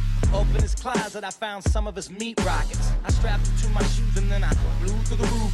I found myself in orbit strapped to an F-16. High on amphetamine, with Trump in between. Put on a light coat of baby oil and saluted the troops. He tapped me on the shoulder and said, "This is gonna be it." Whoa, wait. Stop. What? I'll get my files. Wait, what are you doing? Stop. Hold on. Fucking stop. Dude, come on. Seriously. My mom's an alcoholic. Give me a... Oh, my God. Have a good night, guys. See you on the next one. Here we go.